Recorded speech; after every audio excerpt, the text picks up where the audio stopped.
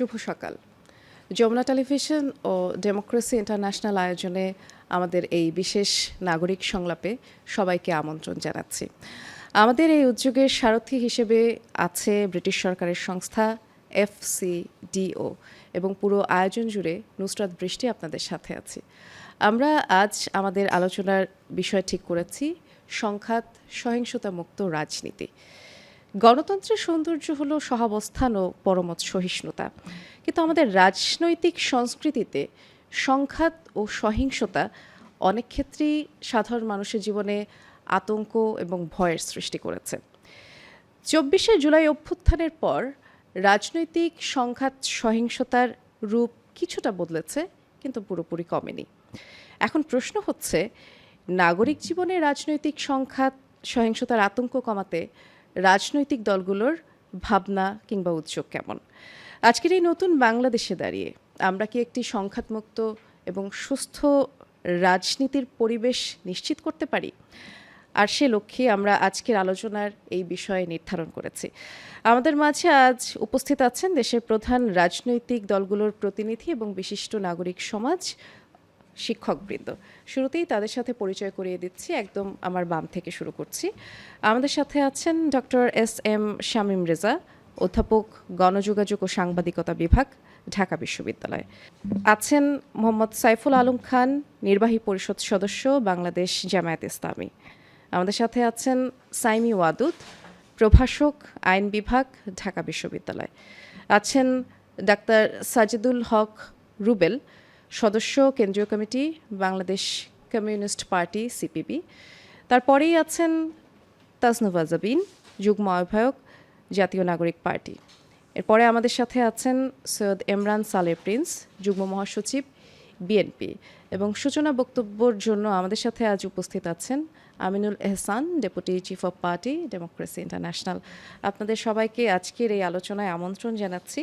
আলোচনা শুরু করবার আগে আমি শুরুতেই স্বাগত বক্তব্যের জন্য অনুরোধ জানাচ্ছি democracy international deputy chief of party Aminul এহসানকে। আপনি 2 মিনিটের মতো সময় পাবেন। ধন্যবাদ। শুভ সকাল। আজকের এই সংলাপে উপস্থিত রাজনৈতিক নেতৃবৃন্দ, বিশেষজ্ঞ এবং নাগরিক সমাজের প্রতিনিধিদের আন্তরিক ধন্যবাদ জানাই। আপনাদের উপস্থিতি প্রমাণ করে আমরা সবাই চাই একটি শান্তিপূর্ণ, নিরাপদ এবং গণতান্ত্রিক বাংলাদেশ। এই উদ্যোগ বাস্তবায়নে সহযোগিতার জন্য FCDO এবং দি এশিয়া ফাউন্ডেশনকে বিশেষ কৃতজ্ঞতা জানাই। ডেমোক্রেসি ইন্টারন্যাশনাল বিস্পেস প্রকল্পের আওতায় একটি নাগরিক সংলাপের সিরিজ আয়োজন করছে এবং এই নাগরিক সংলাপ সিরিজের উদ্দেশ্য হচ্ছে 3টি।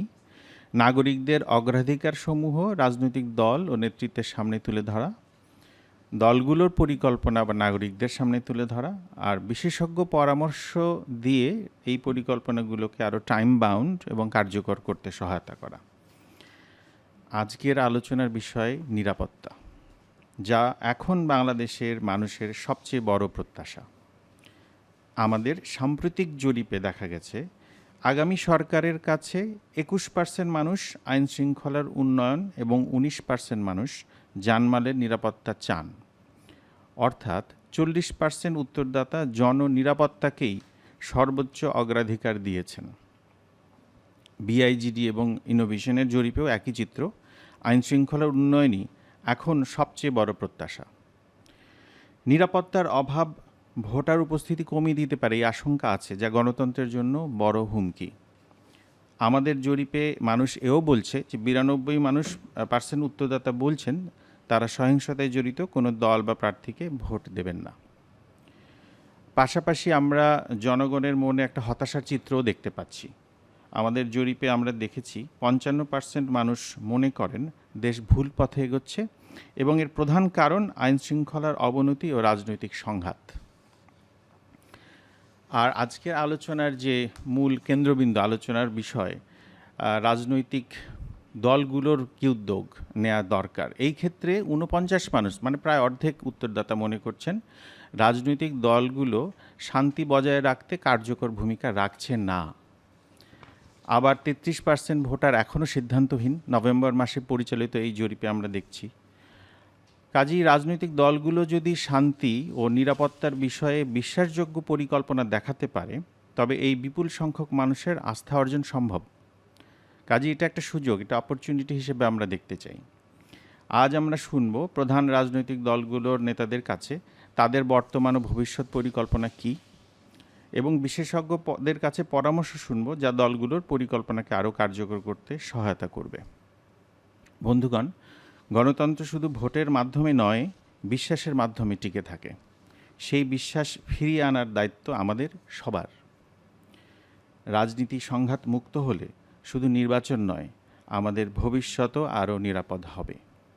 চলুন আমরা প্রমাণ করি বাংলাদেশে রাজনীতি শান্তিপূর্ণ হতে পারে। চলুন আমরা দেখাই গণতন্ত্রের শক্তি হলো সম্প্রীতি, সহিংসতা নয়। আপনাদের সবাইকে আবারও ধন্যবাদ। আশা করছি আজকের আলোচনা শুধু ফলপ্রসূ নয়, বরং পরিবর্তনের সূচনা হবে।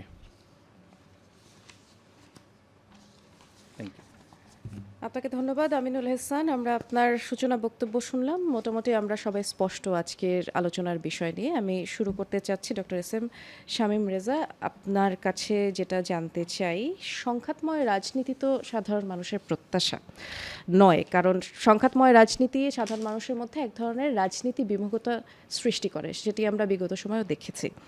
সুশীল সমাজ এবং গণমাধ্যম এই সহিংসতা প্রতিরোধে কি ভূমিকা রাখতে পারে বলে আপনি মনে করেন? ধন্যবাদ। আমি খুব সংক্ষেপে যদি কারণগুলো একটু চিহ্নিত করবার চেষ্টা করি, নিশ্চয়ই, যে সংঘাতের এই পরিস্থিতিতে আমরা কেন উপনীত হলাম এবং সংঘাতের সঙ্গে সহিংসতাও যুক্ত হয়েছে। এক হলো, আপনি যখন স্বাভাবিক প্রক্রিয়ায় আর কাজ করছেন না, আপনার নির্বাচন স্বাভাবিক প্রক্রিয়ায় হচ্ছে না, ক্ষমতার পালাবদল স্বাভাবিক প্রক্রিয়ায় হচ্ছে না, বা রাজনৈতিক উত্তরণগুলো স্বাভাবিক প্রক্রিয়ায় হচ্ছে না, তখন কোনো না কোনোভাবেই একটা সাংঘর্ষিক পরিস্থিতি তৈরি হবে।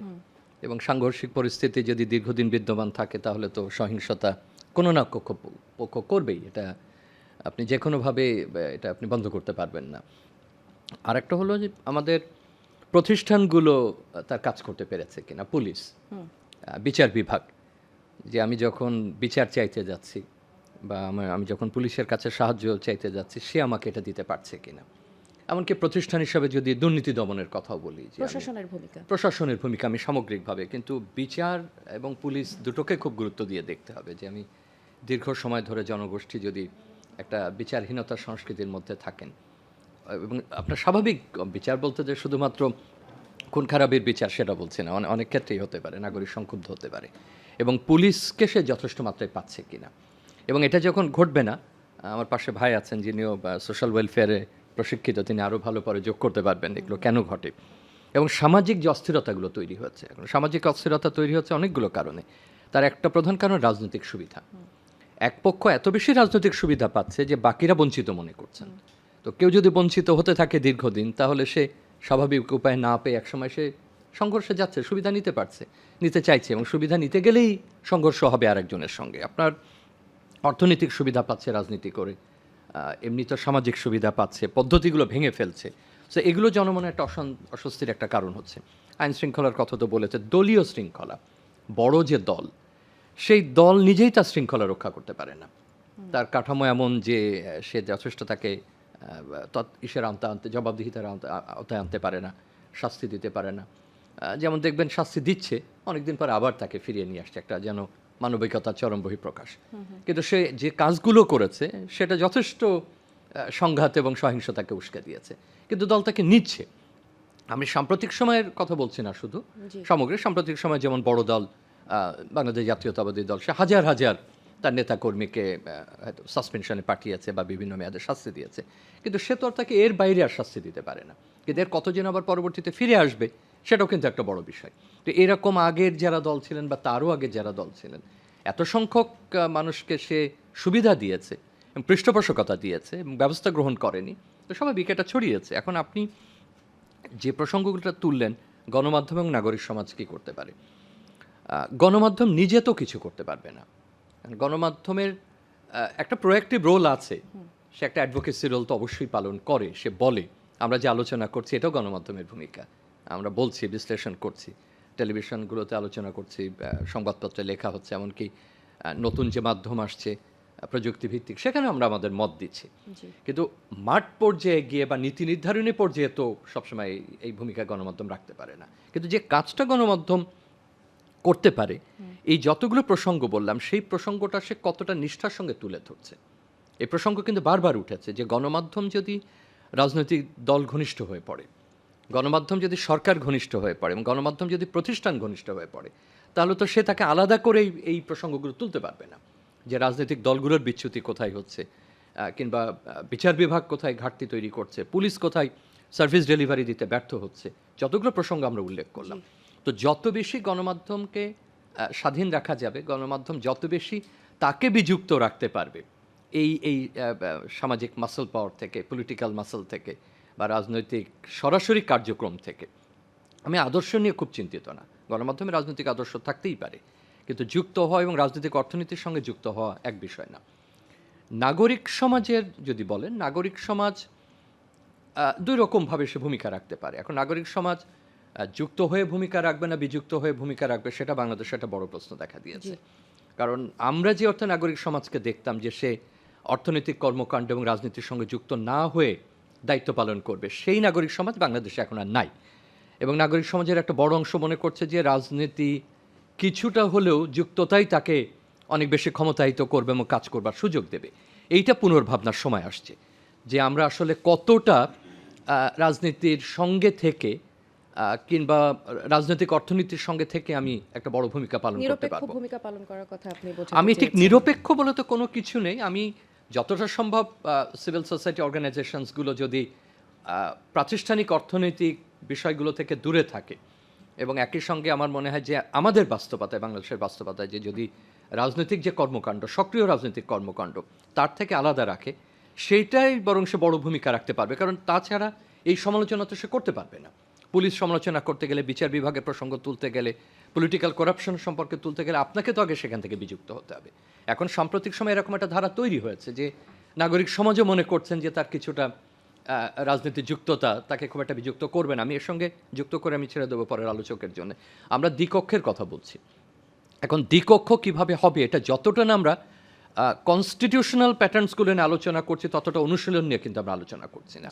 এবং এর আরও পদ্ধতি ভাঙা দরকার, যে এই রাজনৈতিক দলগুলো যারা নিম্নকক্ষে পাবেন তারা কাদেরকে মনোনয়ন দেবেন, কিভাবে তারা মনোনয়ন দেবেন, এখানে নাগরিক সমাজ গণমাধ্যমের প্রসঙ্গ উঠতে পারে। কারণ দ্বিকক্ষ হলেও তো নাগরিক সমাজের প্রতিনিধিত্ব থাকবে, গণমাধ্যমের প্রতিনিধিত্ব থাকবে। সেটা কিভাবে নিশ্চিত করা হবে? তাহলে যারা দলের সঙ্গে থাকবেন, যারা অর্থনৈতিক কর্মকাণ্ডের সঙ্গে, তাদেরকে আমি পছন্দ করব, নাকি যারা আমার সমালোচনা করবেন তাদেরকে আমি পছন্দ করব? তো আমি এক কথা এটাই বলবো যে গণমাধ্যমকেও এর বাইরে নিজেদের একটা স্বকীয়তা রেখে তাকে পরিচালিত হতে হবে এবং সাংবাদিকতার কাজ, গণমাধ্যমের কাজ সেভাবে করতে হবে। এবং নাগরিক সমাজের বাংলাদেশের যে কার্যক্রম, তার পুনর্ভাবনার প্রয়োজন রয়েছে যে কতদূর পর্যন্ত সে রাজনৈতিক অর্থনীতির সঙ্গে যুক্ত হবে। কারণ আমার কাছে মনে হচ্ছে যে আমরা প্রত্যেকে বিভক্ত হয়ে গেছি। অতএব আমাদের কোনো না কোনো আদর্শিক শিবিরে আমরা বক্তব্যগুলো দিই, সেটা থেকে বেরিয়ে না আসতে পারলে আপনি এবং সংঘাত সহিংসতার ব্যাপারে বড় কোনো ভূমিকা রাখা কঠিন হয়ে পড়বে। অনেক ধন্যবাদ doctor S M Shamim Reza. আমরা এই পর্যায়ে যাচ্ছি সাইমি ওয়াদুদ, আইনের শিক্ষক আপনি। রাজনৈতিক সংঘাত তো কেবল নৈতিক নয়, এটি আইনি সমস্যাও বটে, বড় আইনি সমস্যা। রাজনৈতিক দলের অভ্যন্তরীণ কাঠামোতে গণতন্ত্রের চর্চা এবং সহিংসতা নিরসনে আইনের শাসন আসলে কতটুকু প্রয়োগ করা প্রয়োজন, কিংবা প্রয়োগ হয় কতখানি? অসংখ্য ধন্যবাদ যমুনা টেলিভিশন এবং ডেমোক্রেসি ইন্টারন্যাশনালকে বিশেষ করে এই খুব উপযোগী সময়ের জন্য এই নাগরিক সংলাপ আয়োজন করেছেন তারা, এবং একই সাথে আমাকে আমন্ত্রণ জানানোর জন্য কৃতজ্ঞতা। আমি আসলে আইন ধরেই একটা সিচুয়েশন অ্যানালিসিস করতে চাচ্ছি, এবং আমার কাজের জায়গা মূলত সাংবিধানিক আইন এবং মানবাধিকার আইন। কাজে আমি এই দুটোর প্রেক্ষিতেই একটু বিষয়টা নিয়ে ভাবার চেষ্টা করব এবং ভাবনাটা শেয়ার করার চেষ্টা করব। সংঘাত এবং সহিংসতার সাথে আমাদের মনে হতে পারে যে সংস্কারের সম্পর্কটা বোধহয় খুব দূরবর্তী, কিন্তু আমি আসলে একটু সংস্কার টেনেই আমাদের আলোচনাটা এগিয়ে নিয়ে যেতে চাচ্ছি। আমাদের গণঅভ্যুত্থান পরবর্তী সময়ে যখন সংস্কারের আলাপটা শুরু হলো, তখন হঠাৎ করে আমাদের মূলধারা বুদ্ধিজীবিতা বা মূলধারা রাজনীতিতে নতুন রাজনৈতিক বন্দোবস্তের ধারণাটা হঠাৎ করে নতুন সংবিধানের ধারণায় প্রকাশিত হলো, এবং এই সেগওয়েটা আসলে আমার কাছে ঠিক তখনও পরিষ্কার ছিল না এবং এখনও খুব একটা পরিষ্কার না। তখন আমরা যদি নতুন রাজনৈতিক বন্দোবস্ত চাই তাহলে আমাদের রাজনৈতিক সংস্কৃতি পরিবর্তন করতে হবে বা রাজনৈতিক দলগুলোতে সংস্কার আনতে হবে। এই আলাপটা তখন কেমন যেন একটা ফ্রিঞ্জ অথবা একটা নন ডমিনেন্ট আলাপ হয়ে যায়, এবং তখন মূলধারার আলাপটা বা ডমিনেন্ট আলাপটা এটাই ছিল যে একটা নতুন সংবিধান প্রয়োজন। কিন্তু আসলে রাজনৈতিক সংস্কৃতির একটা অটোনমাস একটা ইনফ্রাস্ট্রাকচার আছে, এর একটা নিজস্ব স্বকীয় জীবনচক্র আছে, এবং সবসময় যে আসলে সংবিধানের উপর এটা কন্টিনজেন্ট ব্যাপারটা কিন্তু এমন না। কাজেই সে সময় আসলে আমরা হয়তো বা এটা আত্মসমালোচনাও বটে যে আমাদের মূলধারার বুদ্ধিজীবিতাও আসলে রাজনৈতিক সংস্কৃতিতে সংস্কারের আলাপটা থেকে দূরে সরে যায়।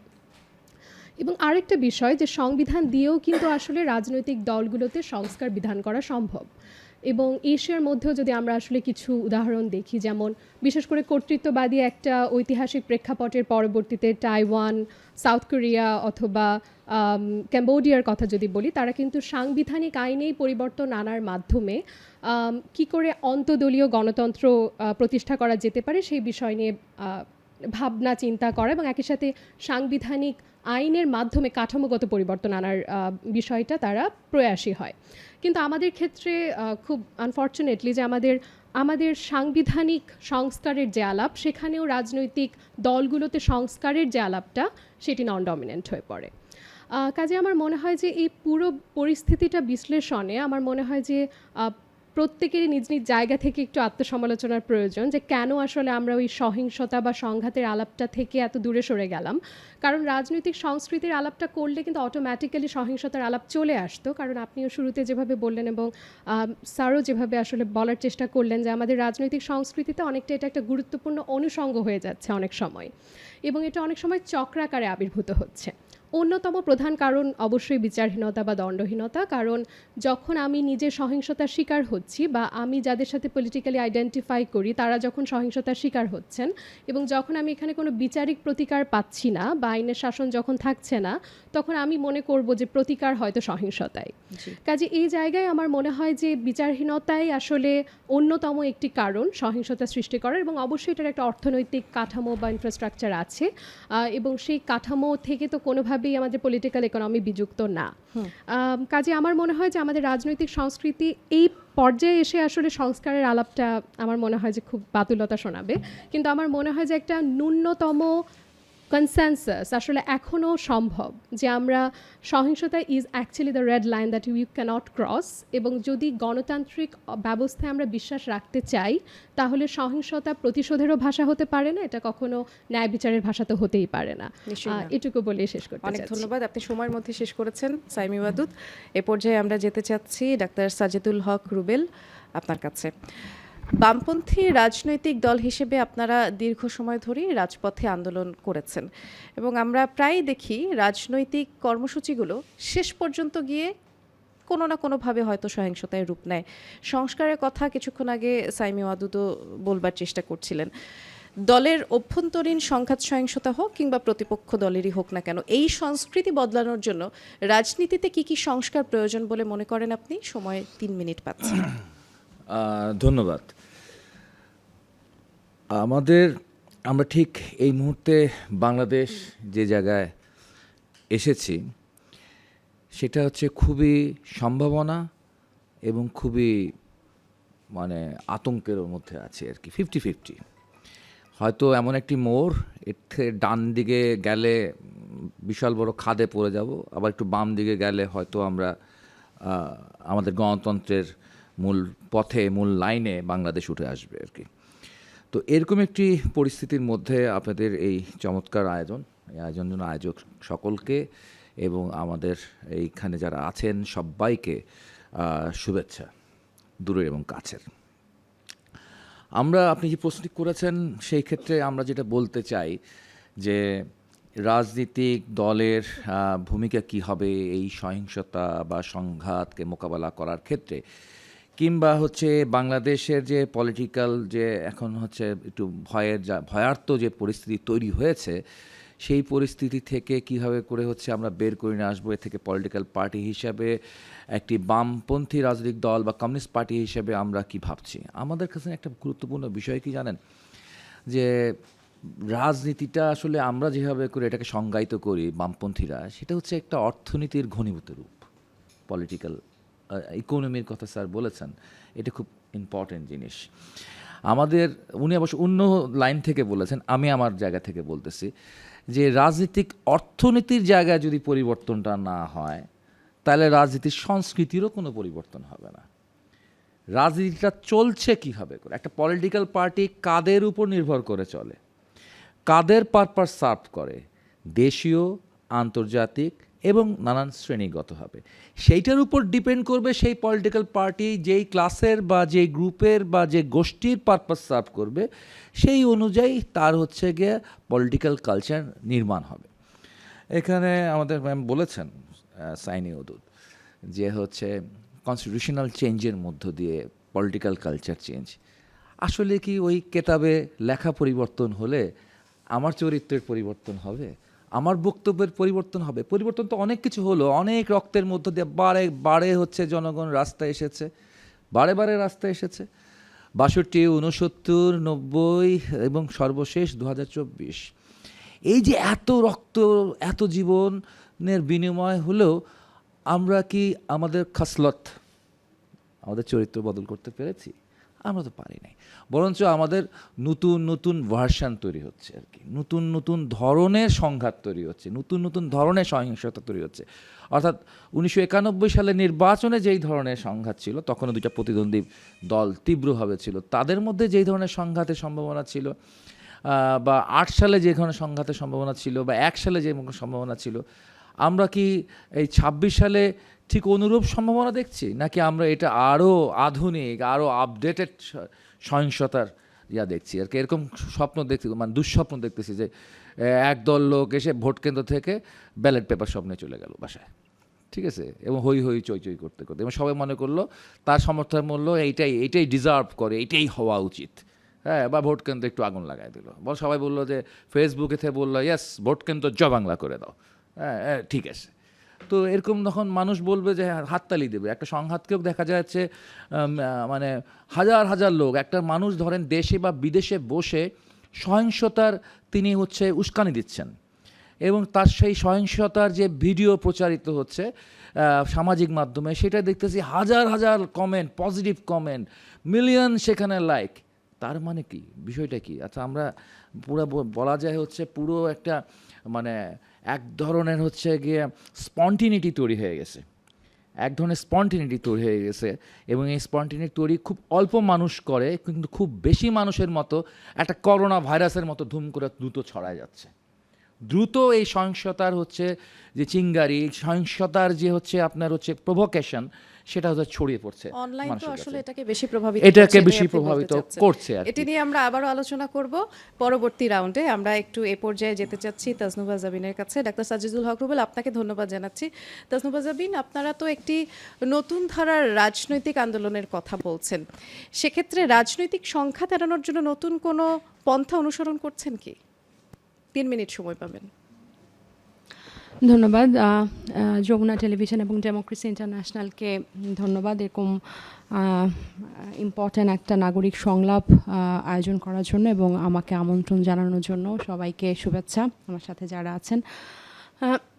এই রাজনৈতিক সংস্কৃতি, যেটার পরিবর্তনের কথা আমরা সবাই বলছি, গত জুলাই গণ অভ্যুত্থানের পর থেকে বেশি করে বলছি, তার বড় একটা দায়িত্ব বা বেশিরভাগ মানুষ তাকিয়ে আছে যারা জুলাই গণ অভ্যুত্থান পরবর্তী রাজনীতিতে নতুন এসেছে, এবং এটা আমরা নিজেরাও এটাকে আমাদের দায়িত্ব বেশি বলে আমরা মনে করি।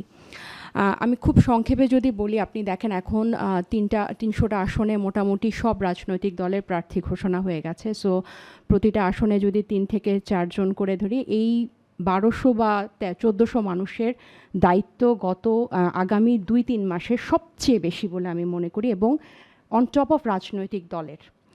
কেন বেশি? আপনি দেখেন যে আমরা বিগত দিনে দেখে এসেছি, আমার যখন একটা আসনে ২-৩ জন, গত ১৭ বছর তো নির্বাচন হয় নাই, বা যখন প্রতিযোগিতামূলক নির্বাচন হয় বা প্রার্থীদের মধ্যে আমরা কনস্ট্রাকটিভ কম্প্যারিজনের পরিবর্তে আমরা ব্যক্তি আক্রমণ করি।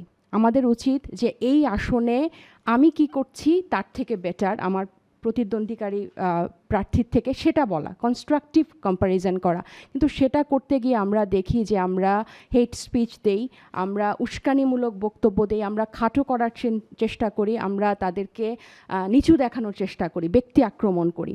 সো এটা আমি বা আমার দল একেবারেই সমর্থন করে না। আমরা এই পরিবর্তনটা আনতে চাই। যেমন আমি নিজেই বলেছি যে আমার সাথে যারা আমার প্রতিপক্ষে আছেন, আমার পক্ষ থেকে বা আমার দলের পক্ষ থেকে, আমার নেতাকর্মীদের, আমার সমর্থকের পক্ষ থেকে তাদেরকে কখনো ব্যক্তি আক্রমণ করা হবে না, তাদেরকে কখনো সাইবার বুলিং করা হবে না। আমি নিজে এটার বিপক্ষে থাকব এবং আমি তাদের থেকেও এটা আশা করি।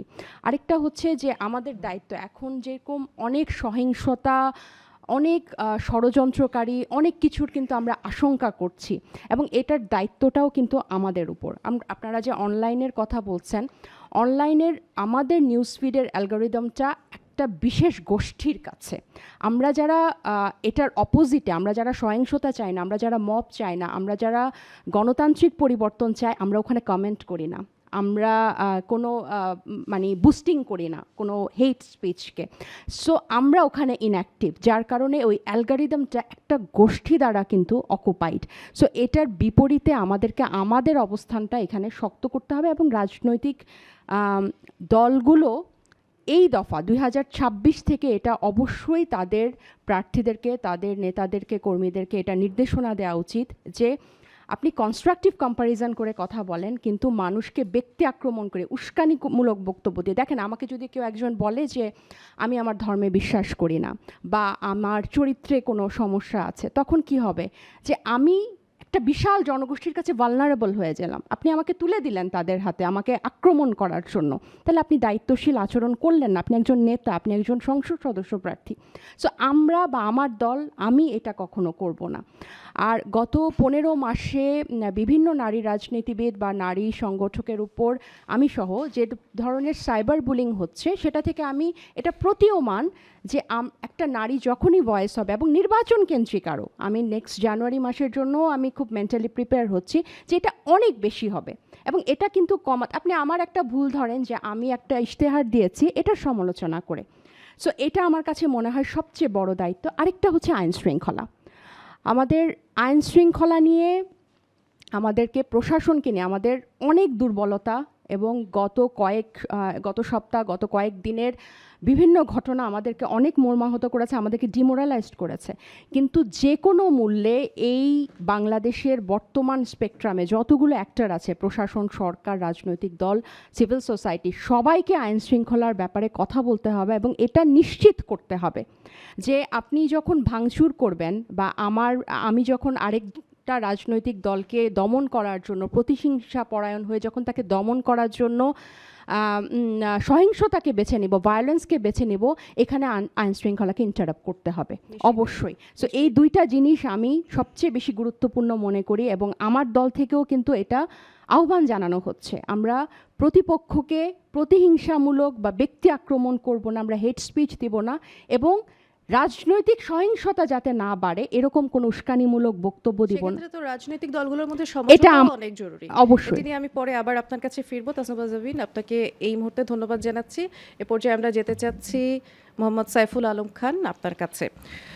সংঘাত থেকে রুখতে তো রাজনৈতিক দলগুলোর মধ্যে এক ধরনের ঐক্য কিংবা সমঝোতা হওয়া প্রয়োজন বলে মনে করছেন এখানে যারা উপস্থিত আছেন। জামায়াত ইসলাম কি ভাবছে সংঘাত সহিংসতা থেকে রাজনীতিকে মুক্ত রাখতে? আপনি 3 মিনিট সময় পাবেন। সবাইকে সালাম ও শুভেচ্ছা। ওয়ালাইকুম সালাম। আর যমুনা টেলিভিশন, ডেমোক্রেটিক ইন্টারন্যাশনালকে সময় উপযোগী আলোচনা, নাগরিক সংলাপ আয়োজন করার জন্য আমি ধন্যবাদ জানাচ্ছি। আমরা যে জিনিসগুলোর প্রতি গুরুত্ব দিতে চাচ্ছি সেটা হলো যে এভরি পলিটিক্যাল পার্টি ডেমোক্রেটিক এবং কনস্টিটিউশনাল প্রসেসের প্রতি কমিটমেন্ট থাকা দরকার, যাতে করে একটা কনস্টিটিউশনাল প্রসেসের মাধ্যমে আমরা আগাইতে পারি এটার পরিবর্তে যদি আমরা টেরোরিজম ডিসঅর্ডারকে অ্যাভয়েড করতে পারি, এটা খুবই গুরুত্বপূর্ণ। এরপরে আরেকটা জিনিস আমরা মনে করছি যে যেটা আমাদের রাজনীতিক যে সংস্কৃতি, এটা আসলে পরিবর্তন হওয়া দরকার। সেটার পরিবর্তে আমাদের ইন্টার পার্টি ডায়ালগকে বেশি গুরুত্ব দেওয়া উচিত। আপনারা লক্ষ্য করেছেন ইতিপূর্বে যে ন্যাশনাল একটা ক্রাইসিস ডেভেলপ করেছিল, তখন আমরা আমাদের সংগঠনের পক্ষ থেকে এটা আহ্বান জানিয়েছিলাম এবং যেটা there should be a dialogue. তো এটাও বলেছিলাম যে যদি বিএনপি ডাকে তবুও আমরা যাব, কাজে আমরা মনে করি যে এই প্রসেসটা সারা বছর জুড়ে সবসময়ের জন্যই বহাল থাকা উচিত, ইন্টার পার্টি ডায়ালগ থাকা উচিত। ডায়ালগ থাকলে অনেক গ্যাপগুলো দূর হয়ে যাবে এবং আমরা একটা ঐক্যমতে পৌঁছতে পারবো। এরপরে আমরা যেটা মনে করি যে সেটা হলো যে মাইনরিটির প্রশ্ন কিন্তু একটা বড় করে দেখা দেয় প্রত্যেকটা নির্বাচনে। সেক্ষেত্রে আমরা মনে করি যে মাইনরিটির ক্ষেত্রে আমাদেরকে খুবই কনসার্ন আমরা ফিল করি এবং এটা আপনারা দেখেছেন যে গত আগস্ট বিপ্লবের পরে আমরা মন্দিরগুলোতে পাহারা দিয়েছিলাম। মনে করি এখনও আমরা প্রত্যেকটা পলিটিক্যাল পার্টিকে মাইনরিটি ইস্যুটাকে খুবই গুরুত্ব সহকারে দেখতে হবে। তাদের নাগরিক অধিকার, সোশ্যাল অধিকার, রিলিজিয়াস অধিকার, এটা আমাদের নিশ্চিত করতে হবে। আমরা একটু আগ বাড়াই বলতে চাচ্ছি, there should be no minority call. আমরা সবাই বাংলাদেশের নাগরিক, হোয়াই মাইনরিটি মেজরিটি এই প্রশ্নটা থাকতে পারবে না। এরপরে আমাদের আসলে সোশ্যাল রিফর্ম ও মরাল রিকনস্ট্রাকশনের প্রতি নজর দেওয়া দরকার এবং সেটা আমরা একটা social purification, moral reconstruction, social service basis Islamic ভ্যালুজের উপরে আমরা কাজ করতে চাচ্ছি। এরপরে আমরা যেটা বলতে চাই যে বাংলাদেশে এটা খুব বেশি প্রয়োজন, সেটা হলো ইনস্টিটিউশনাল রিফর্মস। সেক্ষেত্রে প্রথম আসে আমাদের জুডিশিয়ালি রিফর্মের কথা আর কি। There should be a independent judicial system, details আলাপ আছে। আর আমাদের দেশে জবাবদিহিতা একদমই একেবারে নাই, কাজে সকল পর্যায়ে জবাবদিহিতা আনতে হবে যাতে করে আমাদের এই জবাবদিহিতার উপর গভর্নমেন্টের থাকবে। Political party, people should ask political party. Electoral রিফর্মের কথা আমরা বলতে চাচ্ছি। আমরা আগেই পিআর পদ্ধতির কথা বলেছিলাম, কারণ আমাদের দেশে এখন যে পদ্ধতি আছে তাতে মাসেল পাওয়ার এবং ব্ল্যাক মানির প্রভাবটা খুব বেশি। পিআর পদ্ধতি হলে এখান থেকে আমরা বেরিয়ে আসতে পারবো। জুডিশিয়াল রিফর্মের কথা বলেছি। এরপর ল অর্ডার সিচুয়েশন, এটা বাংলাদেশের জন্য খুবই একটা বড় বিষয়। সেক্ষেত্রে সরকারের দায়টা অনেক বেশি এবং আমরা দেখেছি যে এই যে সামনে নির্বাচন, এই নির্বাচনের সবচেয়ে বড় বিষয় হলো আইন শৃঙ্খলা পরিস্থিতি। তো সেই আইন শৃঙ্খলা পরিস্থিতি যদি আমরা উন্নয়ন করতে চাই, একটা জায়গায় নিয়ে আসতে চাই, তাহলে আমাদেরকে যে অবৈধ অস্ত্রগুলো আছে লোকদের হাতে এবং যে সমস্ত ইনস্ট্রুমেন্ট আমরা আছে যে মাসেলম্যানরা আছে তাদেরকে আসলে কাস্টডিতে আনতে হবে। কিন্তু আনফর্চুনেটলি আমরা দেখতে পাচ্ছি যে এরা অ্যারেস্ট হইলেও বেরোয় আসতেছে এবং আমাদের হাদির হত্যাকাণ্ড কিন্তু এরকম একজন আটককৃত আসামি বেরোয় এসে করলো। আর এক্ষেত্রে অস্ত্রসহ, তো এখন এক্ষেত্রে সরকার একেবারেই একেবারে অযোগ্যতা পরিচয় দিচ্ছেন। এখনও পর্যন্ত সরকারের কোনো উদ্যোগ দৃশ্যমান হচ্ছে না। তো কাজে এইটা হওয়া দরকার।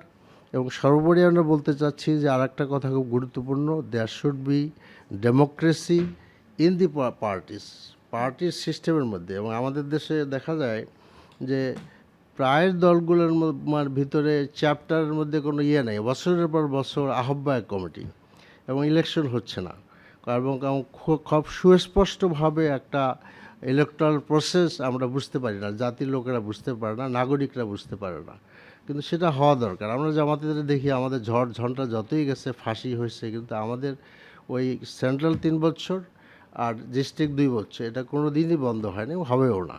এবং আপনারা যেটা উল্লেখ করেছেন পার্টির মধ্যে যে একটা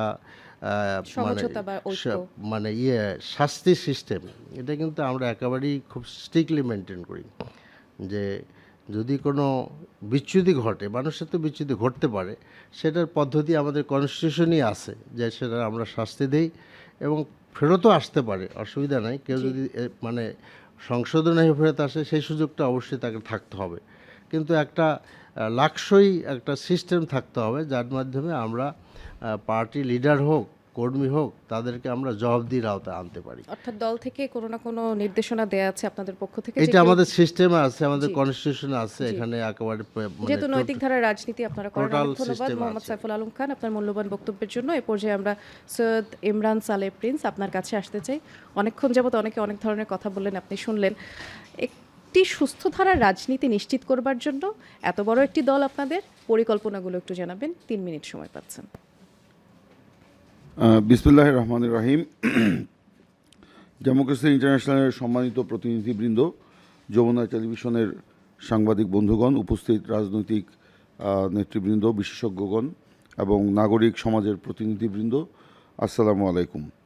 আজকে এই নাগরিক সংলাপ, যেটা শিরোনাম দেওয়া হয়েছে সংঘাত ও সহিংসতা মুক্ত হোক রাজনীতি, এটা আয়োজন করার জন্য আমি ডেমোক্রেসি ইন্টারন্যাশনালকে আন্তরিকভাবে ধন্যবাদ জানাচ্ছি এবং একই সাথে কৃতজ্ঞতা জানাই এফসিডিও এবং এশিয়া ফাউন্ডেশনকে, যাদের সহযোগিতায় এমন একটি সুন্দর আয়োজন বা সময়োপযোগী আয়োজন করা সম্ভব হয়েছে।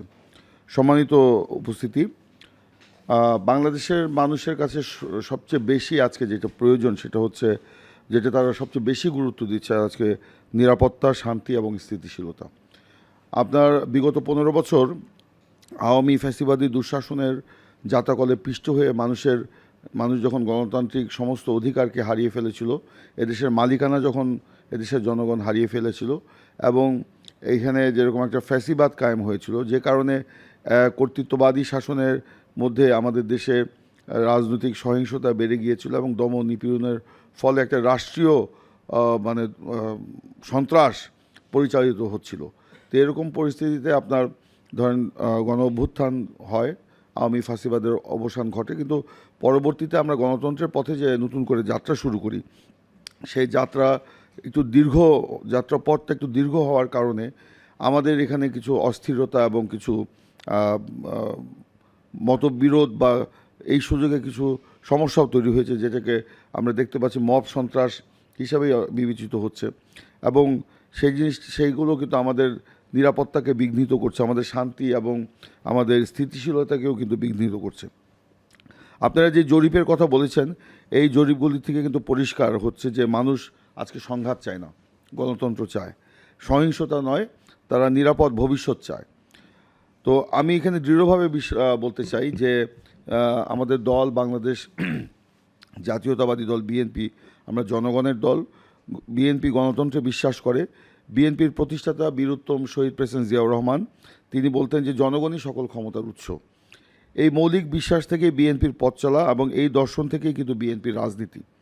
আমরা বিশ্বাস করি গণতান্ত্রিক সমাজ বিনির্মাণের মধ্যেই শান্তি এবং নিরাপত্তা নিহিত। গণতন্ত্র ও নির্বাচিত শাসনের অনুপস্থিতিতে আসলে যে স্বার্থান্বেষী মহল নিজেদের স্বার্থ উদ্ধার করতেই কিন্তু সংঘাত এবং সহিংসতাকে উস্কে দেয়। এটাই হচ্ছে আমাদের ইতিহাসের অভিজ্ঞতা। সাম্প্রতিক সময়ে বিপ্লবী ওসমান হাদির হত্যাকাণ্ডের পর যা ঘটেছে, আমি দায়িত্বশীলতার সাথেই বলতে চাই, দায়িত্বশীলভাবে বলতে চাই যে তা কোনো রাজনৈতিক সংঘাত ছিল না। এটা ছিল পরিকল্পিত মব সন্ত্রাস ও উগ্রবাদী তৎপরতা, যা আমাদের গণতন্ত্রের পথ চলা এবং গণতন্ত্রের জনগণের যে গণ অভ্যুত্থানের আকাঙ্ক্ষা, সেটার জন্য একটা বিরাট হুমকি বলে আমি মনে করি। সম্মানিত বন্ধুরা, আমরা যদি সত্যিকার অর্থে একটি ইনক্লুসিভ রাষ্ট্র গঠন করতে পারি, তাহলে রাজনীতি কিংবা সমাজে সংঘাত সহিংসতার কোনো জায়গা থাকবে না। এই বিশ্বাস থেকে কিন্তু আমরা বিএনপি ঘোষণা দিয়েছি যে আগামী নির্বাচনে যদি বিএনপি জনগণের রায় নিয়ে আমরা একক সংখ্যাগরিষ্ঠতাও যদি পাই বা 2/3 আসনও যদি পাই, তারপরেও আমরা এককভাবে সরকার গঠন করব না।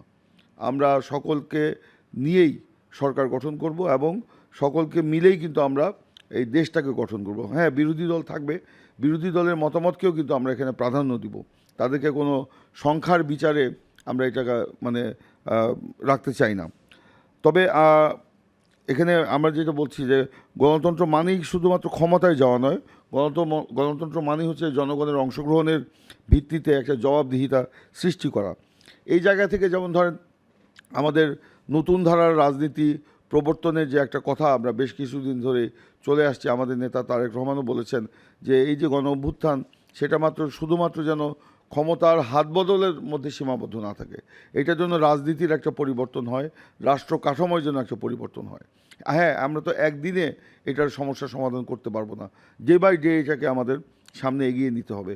যে কারণে ধরেন আমরা যে 2016 সাল থেকে যে পরিবর্তনের কথা বলছি, রাষ্ট্র কাঠামো মেরামতের কথা বলছি, ভিশন 2030-র কথা বলছি, পরবর্তীতে আমরা সকলে মিলে 27 দফা 31 দফা দিয়ে সর্বশেষ এই যে জাতীয় ঐকমত্য কমিশনে গিয়ে আমরা যে একটা ঐকমত্য সৃষ্টি করেছি, সেটাও যে মানে পূর্ণাঙ্গ সংস্কার সেটা আমি বলবো না। এইটারও কিন্তু একসময় সংস্কার প্রয়োজন হতে পারে।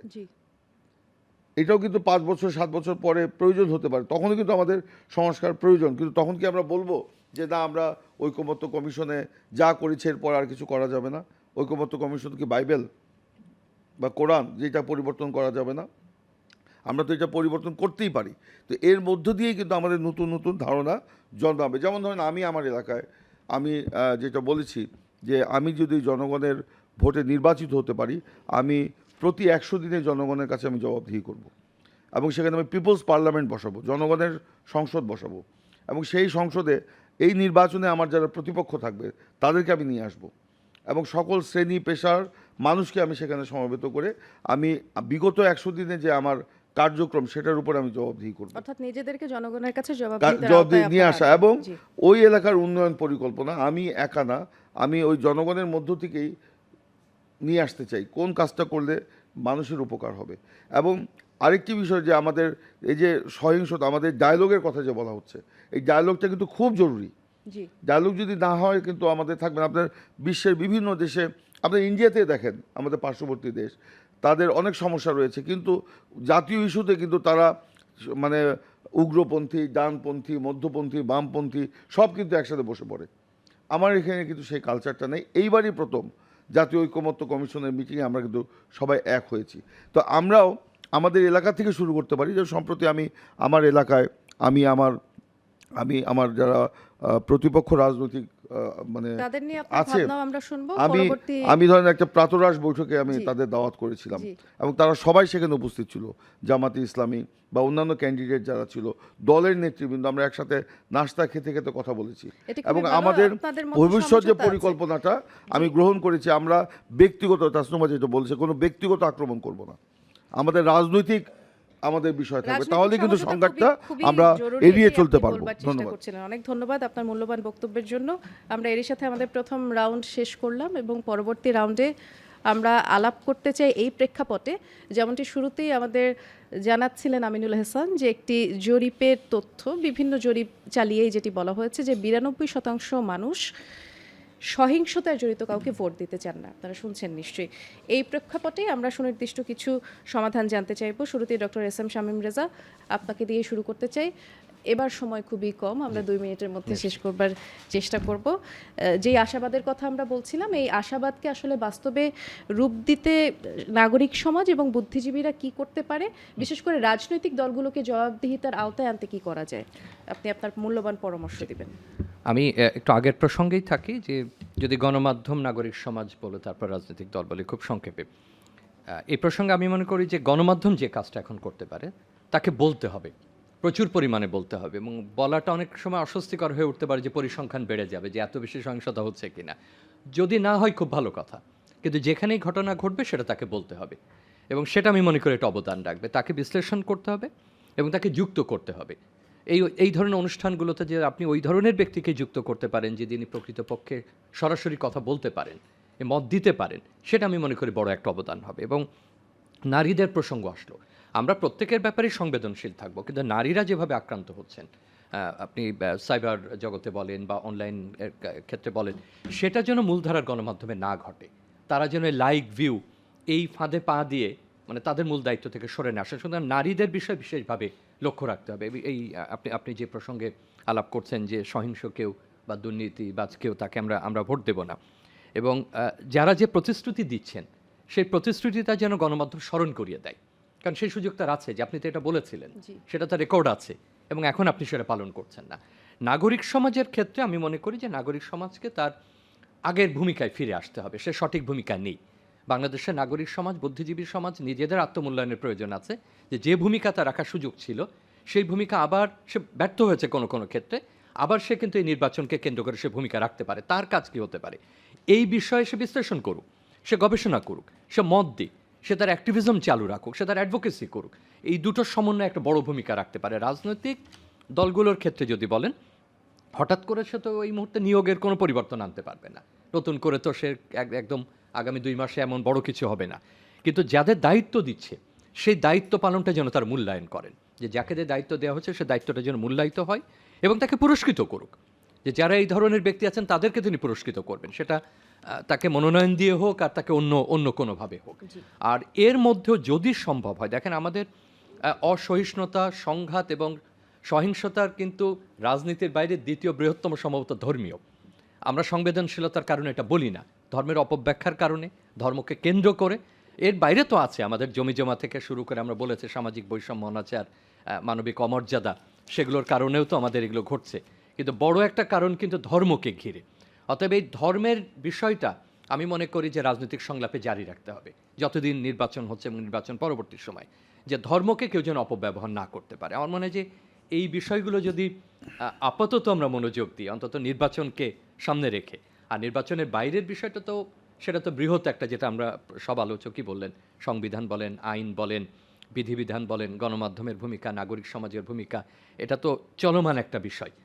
সেই চলমান বিষয়ের জন্য আমরা যদি এটাকে একটা শুরু হিসাবে গ্রহণ করি তাহলে হয়তো একটা পরিবর্তন আনা যায়। অনেক ধন্যবাদ doctor S M Shamim Reza. এ পর্যায়ে সাইমি ওয়াদুদ, আপনার কাছে আবারও ফিরছি। আপনি শুরুতে বলছিলেন আইনের সংস্কার খুবই জরুরি। আইনের সংস্কার তো যুগে যুগে হচ্ছে, প্রয়োগ আসলে কতখানি হচ্ছে?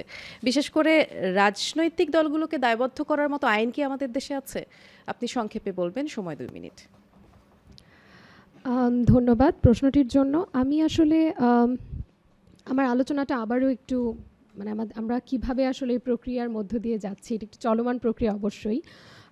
আমি একটু বলতে চাই, আমাদের রাজনৈতিক দলগুলোর মধ্যে যেহেতু সংলাপের আলাপটা অনেকেই করছেন এবং আমরা বেশ বিস্তৃত ব্যাপক একটি টেকনোক্র্যাটিক এক্সারসাইজই বলবো। আমরা দেখেছি ঐকমত্য কমিশনের যেই এক্সারসাইজটা হলো, পলিটিক্যাল এলিটদের মধ্যে একটা এক্সারসাইজ, এবং এই এক্সারসাইজের মাধ্যমে জুলাই চার্টারের একটা ইউনানিমিটি স্ট্যাবলিশ করার চেষ্টা করা হলো। আমার মনে হয় যে এই জায়গায় আবারও যদি একাডেমিক্যালি ক্রিটিক করতে চাই, তাহলে এই প্রক্রিয়াটির কিয়দংশ খরচ করে হয়তো বা একটা প্রয়াস করা যেত যে রাজনৈতিক সংস্কৃতির ক্ষেত্রে কিছু ন্যূনতম ঐকমত্য প্রতিষ্ঠা করবার জন্য। যেমন রাজনৈতিক দলগুলোর আভ্যন্তরীণ গণতন্ত্রের কথা তো একটু আগে বললাম, একই সাথে অর্থনৈতিক যে বিষয়টি আছে, ফিনান্সিয়াল ট্রান্সপারেন্সির যে বিষয়টা, এই জায়গাগুলোতে কিন্তু আসলে অ্যাটলিস্ট সংলাপটা শুরু করা যেত।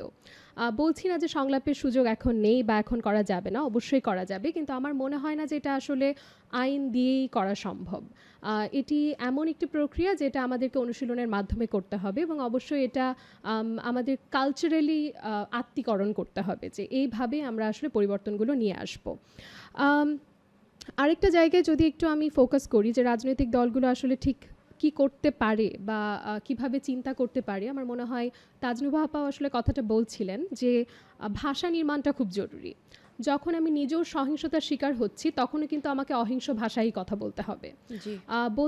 তার কারণ হচ্ছে রাজনৈতিক দল হিসেবে আমি কিন্তু একটা প্রতিষ্ঠান, কাজে ওই প্রাতিষ্ঠানিক জবাবদিহিতার জায়গা থেকে আমি কিন্তু ব্যক্তি আক্রোশকে প্রকাশ করতে পারবো না, এবং সেই জায়গায় আমাকে সংবেদনশীল আচরণ করতে হবে এবং আমাকে আমার দায়বদ্ধতার জায়গা থেকে আসলে অহিংস ভাষাতেই কথা বলতে হবে, বিশেষ করে যারা লিডারশিপ পজিশনে আছেন, কারণ সেটাই আলটিমেটলি ট্রিকল ডাউন করবে তৃণমূল পর্যন্ত। আর একই সাথে এই ভাষা নির্মাণে আমার মনে হয় একটা গুরুত্বপূর্ণ ভূমিকা আসলে গণমাধ্যমও পালন করতে পারে, এবং এক্ষেত্রে স্টোরি টেলিংটা খুব জরুরি। মানে মানবাধিকারের পার্সপেক্টিভ থেকে যদি বলি যে সহিংসতার তো একটা মানবিক রূপ থাকে, যে ব্যক্তি আক্রান্ত হচ্ছেন সহিংসতায় উনি কিন্তু প্রাথমিক আক্রান্ত, কিন্তু উনি কিন্তু একা আক্রান্ত হচ্ছেন না, তার যে পারিবারিক প্রেক্ষাপট, তার যে সামাজিক প্রেক্ষাপট, সেটাকে সামনে নিয়ে আসাটাও কিন্তু আসলে একটা অন্যতম কাজ হতে পারে যেটা গণমাধ্যম করতে পারে এবং করছেও আসলে।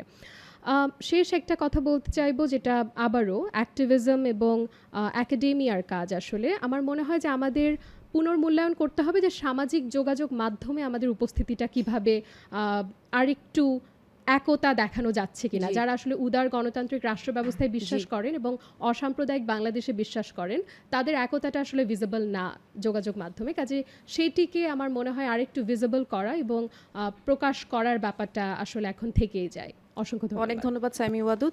আমরা এই পর্যায়ে যাচ্ছি ডাক্তার সাজিদুল হক রুবেল আপনার কাছে। আমরা সবসময় দেখেছি নির্বাচন ঘনিয়ে আসলে একটা সংঘাত সহিংসতার আশঙ্কা বাড়ে, রাজনৈতিক সংঘাতের আশঙ্কাও বাড়ে। একটি সর্বজনীন আচরণবিধি বা সমঝোতার সম্ভাবনা কতটুকু আপনি মনে করেন যদি নির্বাচনের সময় রাজনৈতিক সহিংসতাকে শূন্যের কোটায় নামিয়ে আনতে হয়, এবং এতে আপনাদের দলের ভূমিকা কি হবে? আপনি 2 মিনিট সময় পাবেন। ধন্যবাদ। আজ থেকে বহু বছর আগে, প্রায় 34 বছর আগে আরেকটি গণঅভ্যুত্থান এই দেশে হয়েছিল। সেই গণঅভ্যুত্থানের পর একটি আচরণ বিধি কিন্তু আমাদের দল কমিউনিস্ট পার্টি, বাংলাদেশের কমিউনিস্ট পার্টি করেছিলেন। তৎকালীন 3 জোটের কাছে, 5 দল, 8 দল এবং 7 দল, 3 জোটের কাছে এটা আমরা দিয়েছিলাম আর কি। তো সেই 34 বছর আগেও যেমনভাবে সেরকম সুলিখিত, সুরচিত আচরণবিধি হচ্ছে আমরা পালন করি নাই রাজনৈতিক দলগুলো, সেটা এখনও করছে না। আমার কাছে যেটা মনে হচ্ছে যে এখন একটু সময়ের পরিবর্তন হয়েছে। এর আগের দফার আলোচনা আমি যেটা বলেছিলাম যে আমাদের এই সহিংসতা বলেন, সংঘর্ষ বলেন, তার একটা নতুন উপাদান বা নতুন একটা মাধ্যম হিসাবে সামাজিক মাধ্যম এসেছে। একই সাথে সামাজিক মাধ্যমের মধ্যে দিয়ে একটা যেটা হয়েছে, সেখানে অনেক রকম সমস্যা হলেও কিন্তু অনেক বেশি মানুষের কাছে মিস ইনফরমেশন, ইনফরমেশনের সাথে সাথে আবার কিছু ইনফরমেশনও যাচ্ছে আর কি। শুধুমাত্র যদি পলিটিক্যাল সিস্টেমটা চেঞ্জ করা যায়, শুধুমাত্র যদি এত সংস্কারের এত ভলিউম আলোচনার মধ্যে থেকে একটি লাইন যদি হচ্ছে আমরা স্ট্যাবল করতে পারতাম যে হচ্ছে 5 বছর পর মানুষ আমাকে বিচার করবে, 5 বছর পর মানুষ ইচ্ছে মতো তার ভোট দিয়ে আমাকে পুরস্কৃত কিংবা তিরস্কৃত করবে, আমাকে ক্ষমতায় বসাবে কিংবা ক্ষমতা থেকে বের করে দেবে। খালি এই জায়গাটা যদি বসানো হতো এবং এই দায়বদ্ধতাটা যদি তৈরি হয়ে যেত, জনগণের কাছে যদি যত বেশি দায়বদ্ধ আমরা হব, তত বেশি কিন্তু আমার সংস্কৃতির পরিবর্তন হবে। কারণ দিন শেষে আপনি যতই জনগণকে, আমি প্রাথমিকভাবে নানান বিষয় নিয়ে প্রভোকেটেড করে একটা সংঘাতে, তাকে একটা অংশকে সংঘাতে ঢুকিয়ে দিই, কিন্তু দিন শেষে কিন্তু জনগণের মধ্যে একটা রিয়েলাইজেশন হয় যে কোনটা সঠিক, কোনটা সাদা আর কোনটা কালো, এবং সে কিন্তু একসময় সিদ্ধান্ত নিতে চায় সাদার পক্ষে থাকবার বা কালোর বিপক্ষে থাকবার। কিন্তু তখন আমার দেশে দেখা যাচ্ছে রাজনৈতিক দলগুলো সেটা করেন না। আমাদের এখানে আমরা সংলাপ, পলিটিক্যাল ডায়ালগের কথা আমাদের সাইফুল ভাই বলেছেন বা আমাদের প্রিন্স ভাই বলেছেন। আমরা আসলে এইরকম ডায়ালগ তো বাংলাদেশে আরও দেখেছি, আপনাদের সবাই মনে আছে, নতুন প্রজন্মের মনে নাই, কিন্তু প্রিন্স ভাই মনে আছে। মান্নান ভূঁইয়া সাহেব, আব্দুল জলিল সাহেবের সেই সংলাপের কথা আর কি, দীর্ঘ সময় তারা সংলাপ করেছেন, কিন্তু কোনো কিছুই আসলে সে সময় করা গেল না আর কি। তো সেটা তো এখনও যাবে না, কিন্তু না যাওয়ার ক্ষেত্রে আমি যেটা মনে করি একটা খুব গুরুত্বপূর্ণ বিষয়, সেটা হচ্ছে আমরা এইটুকু বলার চেষ্টা করছি যে আমরা ইতিহাসের পাতায় পাতায় তো নানান এজেন্ডা রয়েছে, যে এজেন্ডাতে আমাদের হচ্ছে গিয়ে সমস্যা তৈরি হতে পারে রাজনৈতিক দলগুলোর ভিতরে। আমার সাথে একটি হচ্ছে ধরেন 71-এর পরাজিত শক্তি একটি রাজনৈতিক দলের চিন্তার সাথে আকাশ পাতাল তফাৎ থাকবে, তার সাথে আমার সংঘাত হতে পারে। নতুন বিষয় একটা আসতে পারে, বিভিন্ন ধর্মীয় ইস্যুকে খাড়া করে এই মুহূর্তে দাঁড় করিয়ে হচ্ছে গিয়ে ভয়ানক আচ্ছা মব তৈরি হতে পারে। এরকম কতগুলো স্পর্শকাতর বিষয় রয়েছে হেড স্পিচের বিষয়। এই বিষয়গুলোকে আমার মনে হয় যদি হচ্ছে আরেকটু, যদি আমরা এবার দেখেছি এবারে তফসিল ঘোষণা একটু ব্যতিক্রমী ছিল অন্য যে কোনো সময় তফসিল ঘোষণার চেয়ে। এবার কিন্তু হচ্ছে আপনার প্রধান নির্বাচন কমিশনার এই বিষয়গুলোকে কিন্তু ইঙ্গিত করেছিলেন, সামাজিক মাধ্যম ব্যবহার প্রসঙ্গেও তিনি একটি বিষয় বলেছেন। এইটাকে যদি আরেকটু জোরদার করেন, আর হচ্ছে এখনও তো ইন্টারিম গভর্নমেন্টটা আছে, সব শেষে তো তার দায়টা হচ্ছে অনেক বেশি সবশেষে দায়। তারা হচ্ছে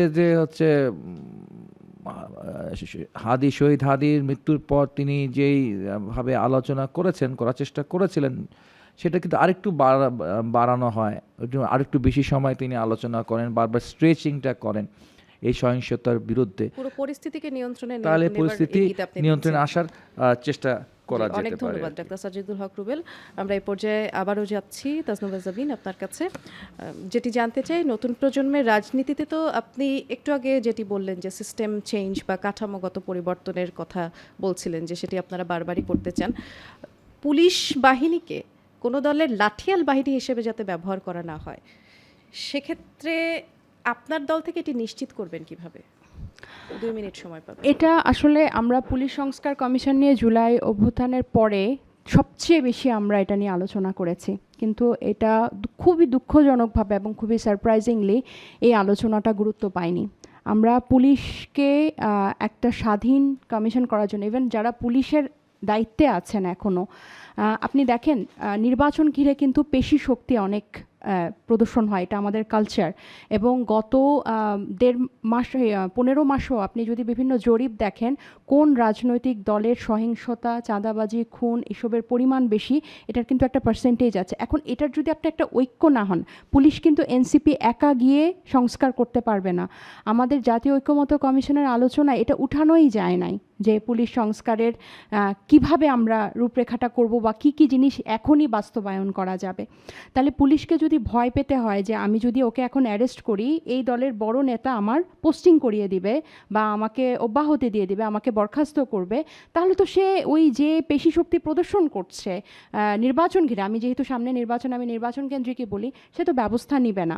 এবং আমাদের দেশের পুলিশরা মনস্তাত্ত্বিকভাবে, এই যে আপনি বললেন লাঠিয়াল বাহিনী না হওয়ার জন্য, আমাদের গত 2টা দশকে আমাদের এই স্ট্রাকচারটা এতটাভাবে নষ্ট হয়েছে যে পুলিশরা নিজেরাই মনস্তাত্ত্বিকভাবেই তাদের একটা দলীয় অবস্থানেই থাকেন, তারা একটা পক্ষ নিয়েই থাকেন নিজেদের সার্ভাইভালের জন্য। তারা স্বাধীন সার্ভাইভ করতে পারবে না, এটা তারা জানে। সো একটা ক্ষমতা প্রত্যাশী বা ক্ষমতাসীন বা ক্ষমতার কাছাকাছি দলের কাছেই কিন্তু তারা আশ্রয় নেয়। এটা রাজনৈতিক দলগুলোর নিজেরা যতটা না বেশি উদ্যোগী হয়ে এই প্রক্রিয়াটা পরিবর্তন করবে, এবং এটি ইমিডিয়েটলি, আমরা কিন্তু এটার অলরেডি গত 15 মাসে আমরা এটার কোনো সমাধান করতে পারি নাই, তাহলে এই সংলাপ করেও কখনো বারবার বলেও কিন্তু এটার কোনো সুরাহা হবে না। তাজনুবা জাবিন, আমরা আবারও ফিরছি মোহাম্মদ সাইফুল আলম খান আপনার কাছে। তাজনুবা জাবিন মাত্র যেটি বলল যে জাতীয় ঐকমত্য কমিশনের সাথেও যে যতবার কথা হয়েছে আইনের সংস্কার কিংবা পুলিশ বাহিনীর যে সংস্কার, এটি নিয়ে নাকি কথাই হয়নি। আইন শৃঙ্খলা সংস্কারই যদি না হয়, তাহলে রাজনীতি কেন? পুরো দেশকে সহিংসতার হাত থেকে কি করে মুক্ত করা যাবে? সহিংসতা থেকে আসলে মুক্ত করতে হলে আমি যেটা মনে করি যে রাজনৈতিক দলগুলো আসলে নিজেরা একমত হইতে হবে। সহিংসতার একটা আশ্রয়স্থল হলো রাজনৈতিক দলগুলো, এবং শুধু সহিংসতা না, তারা রাজনৈতিক দলগুলো একটা হলো রাজনীতি আর দুর্নীতি, এটা সম অর্থ হয়ে দাঁড়িয়েছে। এবং আমাদের দেশের অনেক রাজনৈতিক দল আছে যারা এই দুর্নীতির সাথে ব্যাপকভাবে জড়িত, সহিংসতাতে জড়িত। কাজে আমাদেরকে আসলে একটা মিনিমাম জায়গায় আসতে হবে যে আমরা সহিংসতা বর্জন করব। সেক্ষেত্রে একটা এরকম প্রস্তাব আমি দিতে চাচ্ছি যে আমরা 300 আসনে যতগুলা নমিনি দাঁড়াচ্ছে, সেখানে আমরা একটা ঐক্যমত্য করি যে আমরা কেন্দ্রগুলো সবগুলা দল মিলে ঐক্যের ভিত্তিতে আমরা একটা সহিংসতা বিমুখ একটা নির্বাচনী পরিবেশ তৈরি করব। একটা অঙ্গীকারনামা করি, একটা পাবলিক অঙ্গীকারনামা, যে আমরা নিজেরা করব না, কাউকে করতে দিব না, কাউকে এই নির্বাচন কেন্দ্রিক সহিংসতা আমরা নিব না। এটা যদি আমরা করতে পারি তাহলে ওয়ান স্টেপ অ্যাহেড হবে। হতাশ হলে চলবে না, আমাদের দেশটা আসলে তৈরি করার দিকে চালাইতে হবে। কিন্তু আমরা নিজেরাই যদি মাসেলম্যানদেরকে ভাড়া করি কেন্দ্র দখল করার জন্য, কেন্দ্র পাহারা দেওয়ার জন্য, তাহলে আমরা সহিংসতাকে ইনভাইট করব। সে কারণে রাজনৈতিক দলগুলোকে আগে ঐক্যমত্য হইতে হবে। দ্বিতীয় কথা হলো পুলিশ এবং আপনাকে অবশ্যই ডিপলিটিসাইজ করতে হবে, কারণ আমাদের দেশে পুলিশের সবচেয়ে বড় বিষয় হলো তারা পলিটিসাইজ হয়ে পড়েছে ব্যাপকভাবে, এবং দলের লাঠিয়াল বাহিনীর মতো তারা ব্যবহার হচ্ছে। আমরা যে গত ম্যাসাকারটা দেখেছি, এই ম্যাসাকারটা পুলিশ সরকারের পক্ষে এমনভাবে কাজ করেছে যে সহিংসতা মাত্রা ছাড়িয়ে গেছে, মরার উপরেও লাশকে তারা আপনার পুড়িয়ে ফেলছে। তো এই কারণে আমরা মনে করি যে রাজনৈতিক দলগুলোকে এ ব্যাপারে ঐক্যমত হইতে হবে যে আমরা দেশের সার্বিক সহিংসতা বন্ধ করার জন্য একমত। এটা যদি হয়, উপায় বেরোয় আসবে। সেক্ষেত্রে যদি আমরা মানে 90% পারি তো ভালো, নাহলে 80% আসবো, নাহলে 70% আসবো, there should be a start, এবং সেটা রাজনৈতিক দলগুলো করতে হবে, লিডারশিপকে এখানে নেতৃত্ব দিতে হবে। অনেক ধন্যবাদ মোহাম্মদ সাইফুল আলম খান। আমরা শুনছিলাম সৈয়দ ইমরান সালেহ প্রিন্স, আপনিও শুনছিলেন। এর আগের পর্বে যেমনটি মোহাম্মদ সাইফুল আলম খান বলছিলেন যে সহিংসতা রোধে তার দল থেকে ব্যবস্থা নেওয়া হবে, যদি কেউ কোনো ধরনের সহিংস কর্মকাণ্ড করে, তার দলীয় অভ্যন্তরীণ কেউ যদি করে, তারা দল থেকে ব্যবস্থা নেবে। সেক্ষেত্রে বিএনপি যদি আগামীতে ক্ষমতায় আসে, বড় রাজনৈতিক শক্তি হিসেবেই তো বিএনপি আসলে মাঠে আছে, দলের তৃণমূল পর্যায়ে সহিংসতা বিরোধী সংস্কৃতি গড়ে তুলতে আপনাদের কি ধরনের সাংগঠনিক ব্যবস্থা নেওয়া হবে আপনাদের পক্ষ থেকে, একটু সংক্ষেপে জানাবেন আমাদের। ধন্যবাদ। তো আমাদের দল তো ইতিমধ্যেই সে ব্যবস্থা নিয়েছে।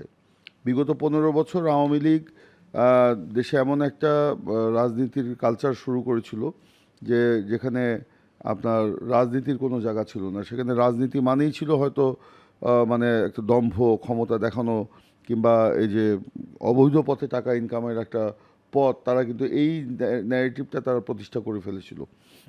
যে কারণে কিছুটা সংক্রমিত তো হয়েছে রাজনৈতিক দলগুলোর মধ্যে, একদম তৃণমূল পর্যায়ে, আমি তো অস্বীকার করব না। সে কারণে আমাদের দল থেকে 7,000 নেতাকর্মীকে আমরা বহিষ্কার করেছি। নট অনলি দ্যাট, শুধু বহিষ্কার নয়, তাদেরকে আইন শৃঙ্খলা রক্ষাকারী বাহিনীর হাতে তুলে দিয়েছি।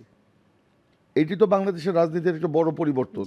এর আগে কে কখন কোন রাজনৈতিক দল তার দলীয় বিপদগামী কর্মীদেরকে এইভাবে আপনার আইন শৃঙ্খলা রক্ষাকারী বাহিনীর হাতে তুলে দিয়েছে?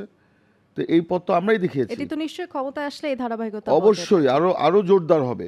বরঞ্চ আজকে আশ্চর্যজনক হলেও সত্য, আমরা যাদের বিরুদ্ধে ব্যবস্থা নিলাম, সেখানে আইন শৃঙ্খলা রক্ষাকারী বাহিনী কি করলো তাদের বিরুদ্ধে, কি ব্যবস্থা নিল তারা? তাদেরকে কয়জনকে আটক করা হয়েছে, কয়জনকে তাদের বিরুদ্ধে ব্যবস্থা নেওয়া হয়েছে? বরঞ্চ আমরা দেখেছি তাদের সাথে একটা সখ্যতা আইন শৃঙ্খলা রক্ষাকারী বাহিনী গড়ে তুলছে। কিন্তু তাসনুভা একটা কথা বলেছে যে আইন শৃঙ্খলা রক্ষাকারী বাহিনী তারা ব্যবস্থা নিতে পারে না, কারণ তারা মনে করে বড় রাজনৈতিক দলগুলো তাদের পোস্টিং করিয়ে দেবে, ইত্যাদি ইত্যাদি। এই কারণেই তো যে অন্তর্বর্তীকালীন সরকার বলেন, তত্ত্বাবধায়ক সরকার বলেন, একটা দুর্বল সরকার থাকে, এদের পিরিয়ডটা কিন্তু আগে কম ছিল, 3 মাস। আজকে এই 3 মাসের জায়গায় যখন 15 মাস যাচ্ছে, তখন স্বাভাবিকভাবেই এই জিনিসটা কিন্তু একটা ওইভাবে দাঁড়ায়, যে কারণে সব কিছুর বন্ধন কিন্তু মানে শিথিল হয়ে যাচ্ছে। আজকে এই যে সরকারের কর্তৃত্ব নাই কেন, এই যে আপনার হাদির হত্যাকাণ্ডের পরে যে এটা হলো উগ্রবাদী তৎপরতা, বেছে বেছে আমার মিডিয়া হাউসগুলোকে আক্রমণ করা, বেছে বেছে রিনাউন্ড কালচারাল অর্গানাইজেশনগুলোকে আক্রমণ করা, বেছে বেছে আপনার বিদেশি কূটনীতিকদের বাড়ি আক্রমণ করা, কেন? এগুলো হয়েছে বিদেশে দেখানো বাংলাদেশে একটা মানে এখানে কোনো নিয়ন্ত্রণ নাই, মানে একদম নিয়ন্ত্রণহীন। তো এই পরিস্থিতি হবে এটা তো আমরা জানতাম। বিএনপি থেকে যখন দ্রুত নির্বাচনের কথা বলা হতো, তখন অনেকে ট্রল করেছে আমাদেরকে, হাসতো, বললো বিএনপি ক্ষমতায় যাওয়ার জন্য পাগল হয়ে গেছে। নো, বিএনপি দেশকে ভালোবাসে বলেই দ্রুত নির্বাচন চেয়েছিল, এবং দ্রুত নির্বাচন যদি হতো, একটা স্থিতিশীল পরিস্থিতি রাজনৈতিক সরকার যদি হতো, তাহলে আজকে এই পরিস্থিতির সৃষ্টি হতো না। অনেক ধন্যবাদ সৈয়দ ইমরান সালেহ প্রিন্স। এর সাথে আমরা আমাদের দ্বিতীয় রাউন্ডও শেষ করেছি। তৃতীয় রাউন্ড শুরু করার আগে একটু জানতে চাই, আমাদের সাথে যিনি আছেন ডেমোক্রেসি ইন্টারন্যাশনালের deputy chief of party Aminul Hasan, আপনি প্রথম 2 রাউন্ডে শুনলেন রাজনৈতিক ব্যক্তিত্বরা কি বললো, এক্সপার্টিসরা কি বললো। এর প্রেক্ষিতে তৃতীয় রাউন্ড শুরু করবার আগে যদি আপনার কিছু বলবার থাকে, আপনি 1 মিনিটের মতো সময় পাবেন। আমরা 24-এর 5 আগস্টের পরে যেটা অবজার্ভ করেছি এবং আমাদের বিভিন্ন গবেষণায় যেটা পাচ্ছি, যে জনগণের মধ্যে একটা তীব্র আকাঙ্ক্ষা কাজ করছে যে তারা প্রকৃত পরিবর্তন দেখতে চায়। সকল রাজনৈতিক দল কিন্তু রিফর্মের কথা বলছে, সংস্কারের কথা বলছে, কিন্তু জনগণ চায় সংস্কার, কিন্তু তারা দেখছে না সংস্কার। এই কারণে আমরা দেখতে পাচ্ছি যে তারা হতাশ জনগণ, তারা চাচ্ছে রাজনৈতিক দলগুলো আরও বেশি কিছু করুক। যেমন আমরা একটু আগে বলেছি 49% উত্তরদাতা মনে করছেন দলগুলো নিরাপত্তা নিশ্চিত করার জন্য এবং সংঘাত কমানোর জন্য যথেষ্ট উদ্যোগ গ্রহণ করছে না। এই যে যথেষ্ট উদ্যোগ গ্রহণ করছে না, এর ফলে কিন্তু 33% মানে 1/3 অফ দ্য পপুলেশন কিন্তু এখনও আনডিসাইডেড যে তারা কাকে ভোট দেবে।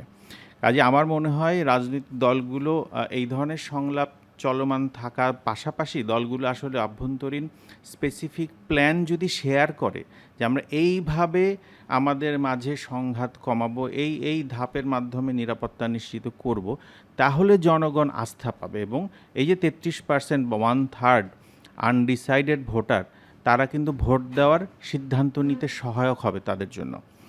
আর একটা জিনিস আমরা দেখছি যে স্থানীয় পর্যায়ে অনেক আলোচনা আমরা আয়োজন করছি, বা যখন ডেমোক্রেসি ইন্টারন্যাশনাল বা যমুনা টেলিভিশন বা ঐক্যমত্য কমিশন যখন আয়োজন করছে, তখন সংলাপ হচ্ছে। রাজনৈতিক দলগুলো কি পারে না যে তারা নিজেরা জাতীয় পর্যায়ে আলোচনা আয়োজন করতে? কেন রাজনৈতিক উদ্যোগ থাকতে পারে না? অবশ্যই থাকতে পারে। মিনিমাম কনসেনসাসের জায়গাগুলো তাদের বসে ডিফাইন করা উচিত। আরেকটা প্রশ্ন আমার থাকবে তৃতীয় রাউন্ডে, যে সমালোচনা সহ্য করার সংস্কৃতি এখনও বাংলাদেশে নাই। আমরা দেখতে পাচ্ছি না যথেষ্ট এটা। এই সংস্কৃতি আপনারা তৈরি করতে পারবেন কি না, এই প্রশ্নটার উত্তর আমি আশা করছি। ধন্যবাদ। আমাদের তৃতীয় পর্ব শুরু করব, এবং তৃতীয় পর্ব শুরু করার আগে একটি প্রশ্ন আমি সবার জন্য রাখতে চাচ্ছি। সবাই 1 মিনিট করে উত্তর দিবেন, এবং আপনি যেমনটি বলছিলেন সেই প্রশ্নটি তো থাকবেই, তার সাথে একটি প্রশ্ন রাখতে চাচ্ছি যেটি সবার কাছে আমি একজন একজন করে নাম বলবো, আপনারা উত্তর দিবেন। সংস্কারের কথা বারবার বলছি তো, সহিংসতামূলক রাজনীতির জন্য বাংলাদেশে কোন 3টি সংস্কার প্রয়োজন? প্রত্যেকে সময় পাবেন 1 মিনিট করে। আমরা শুরু করছি আপনাকে দিয়ে, doctor S M Shamim Reza. আমার মনে হচ্ছে রাজনৈতিক দলগুলো এটা সবচেয়ে ভালো বলতে পারতেন। আমার কাছে মনে হচ্ছে পুলিশ সংস্কার, জি, দুর্নীতি দমন সংস্কার, এবং বাকি 3 নম্বরটা একটু উন্মুক্ত রাখতে হবে, কারণ এটা এক এক রাজনৈতিক দলের এক এক ধরনের তো অগ্রাধিকার থাকবে। তবে আমার কাছে মনে হচ্ছে যে শিক্ষা খাত একেবারেই অবহেলিত। শিক্ষা খাত হ্যাঁ, অবহেলিত। এবং যেটার সংস্কার তো দূরের কথা, যেটার আমরা বড় আকারের কোনো রূপরেখাই এখন পর্যন্ত এবং পাইনি। শিক্ষাঙ্গনে সহিংসতা, ছাত্র রাজনীতিতে সহিংসতা কিন্তু আপনি বরাবরই দেখে এসেছেন। এটা আমরা যখন শিক্ষা খাত সংস্কারের কথা বলছি, তখন শুধুমাত্র সহিংসতা রোধে না, সামগ্রিক শিক্ষা ব্যবস্থা পরিকল্পনা, এবং সেটা যখন বাস্তবায়িত হয় তখন আসলে সহিংসতার আর থাকে না। আর যদি একটু সুপারিশের সুযোগ থাকে, আমি খুব দ্রুত যদি 1 লাইন করে একটু বলতে পারি, আমার কাছে পুরো আলোচনা শুনে মনে হচ্ছে যে সংলাপটা জারি রাখা অত্যন্ত জরুরি, সংলাপ জারি এবং সেই সংলাপ হচ্ছে রাজনৈতিক দলগুলোর মধ্যে তারা যেটা বলেছেন সেটা চলমান থাকা, জি। সেটা তাদের উদ্যোগে হতে পারে। এবং যেমন ধরুন প্রিন্স ভাই যেটা বলছেন পিপলস পার্লামেন্ট, কোনো ব্যক্তি বা কোনো আসনে নির্বাচিত প্রতিনিধিও যদি তার মতো স্ব-উদ্যোগে এই ধরনের আয়োজন করেন, সেটাও তার রাজনৈতিক দলগুলোর উচিত সেটাকে স্বাগত জানানো, এবং অন্য দলগুলোও সেটা অনুসরণ করতে পারে। আমাকে স্বাগত জানিয়েছে। আমার দল আমার কাছ থেকে এই জন্য আমার কনসেপশনটা লিখিতভাবে নিয়েছে। অনেক ধন্যবাদ। মানে এই জন্য বলছে যে সবসময় যে একবার আনুষ্ঠানিকভাবে কেন্দ্রীয়ভাবে হতে হবে তা না, এরপর কমিউনিটির সংলাপটা চালু রাখা, এবং সেই কমিউনিটির সংলাপের মধ্যে আমি বিশেষভাবে জোর দেবো দুটো। একটা হচ্ছে আন্তঃসম্প্রদায় সংলাপ, সেটা শুধু ধর্মীয় সম্প্রদায় না, এটা প্রান্তিক সম্প্রদায় হতে পারে, বঞ্চিত সম্প্রদায়, অর্থনৈতিক বিবেচনায় হতে পারে, এবং তরুণদের মধ্যে এই আনুষ্ঠানিক সংলাপটা কিন্তু নেই। এবং সাইট হিসাবে বা স্পেস হিসাবে আপনি শিক্ষা প্রতিষ্ঠানকে ব্যবহার করেন, মাদ্রাসাকে ব্যবহার করেন, মসজিদকে ব্যবহার করেন, স্কুল কলেজকে ব্যবহার করেন, ক্লাবগুলোকে ব্যবহার করেন, এমনকি এটা যদি একটা স্পোর্টস ক্লাবও হয়, সেখানেও কেন এই সংলাপটা অনুষ্ঠিত হবে না?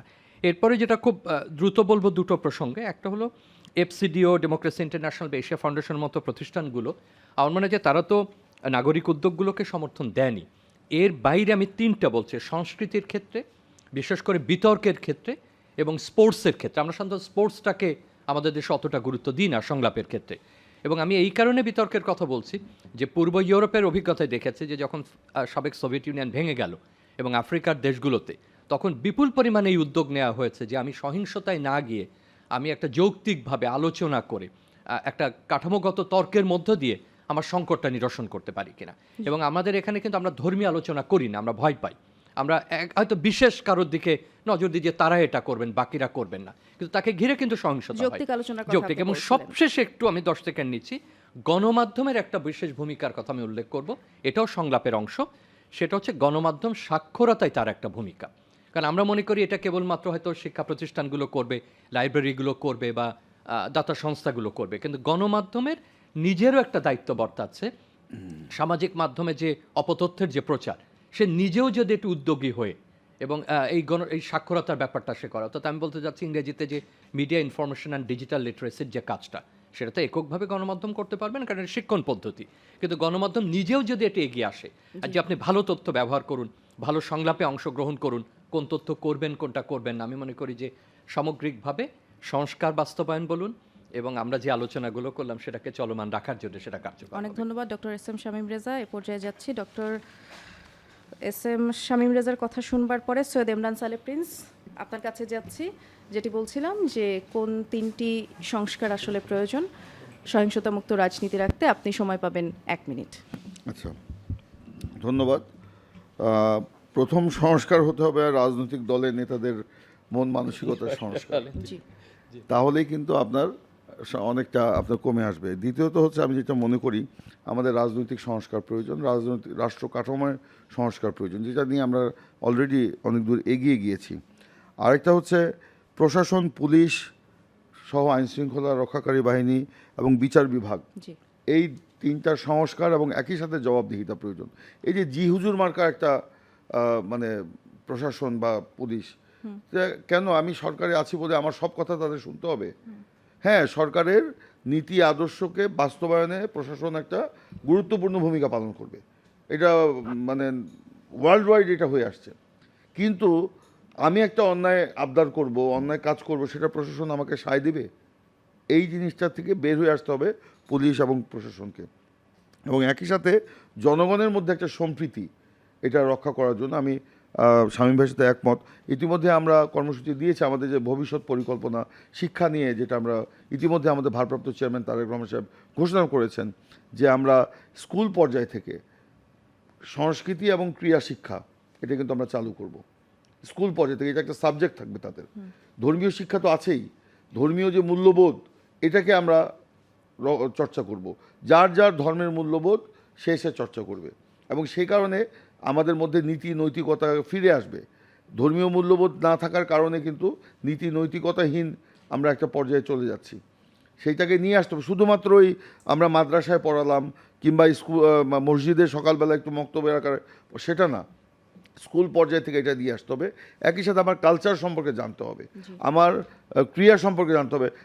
সাংস্কৃতিক প্রোগ্রাম করতে গেলে এখন নিষেধাজ্ঞা, যেমন ধরুন সম্প্রতিকালেই ধরেন আমার এলাকাতেই ধরেন কালচারাল মানে বিজয় দিবস উপলক্ষে কালচারাল প্রোগ্রাম জন্য কেউ কেউ হয়তো করেছে, এখন প্রশাসন থেকে বলা হচ্ছে না এখন করা যাবে না। কেন করা যাবে না? যে না, এটা করতে গেলে এটা অবজেকশন আসবে। ঠিক আছে, আমরা যে জিনিসগুলো খারাপ সেগুলো পরিহার করি।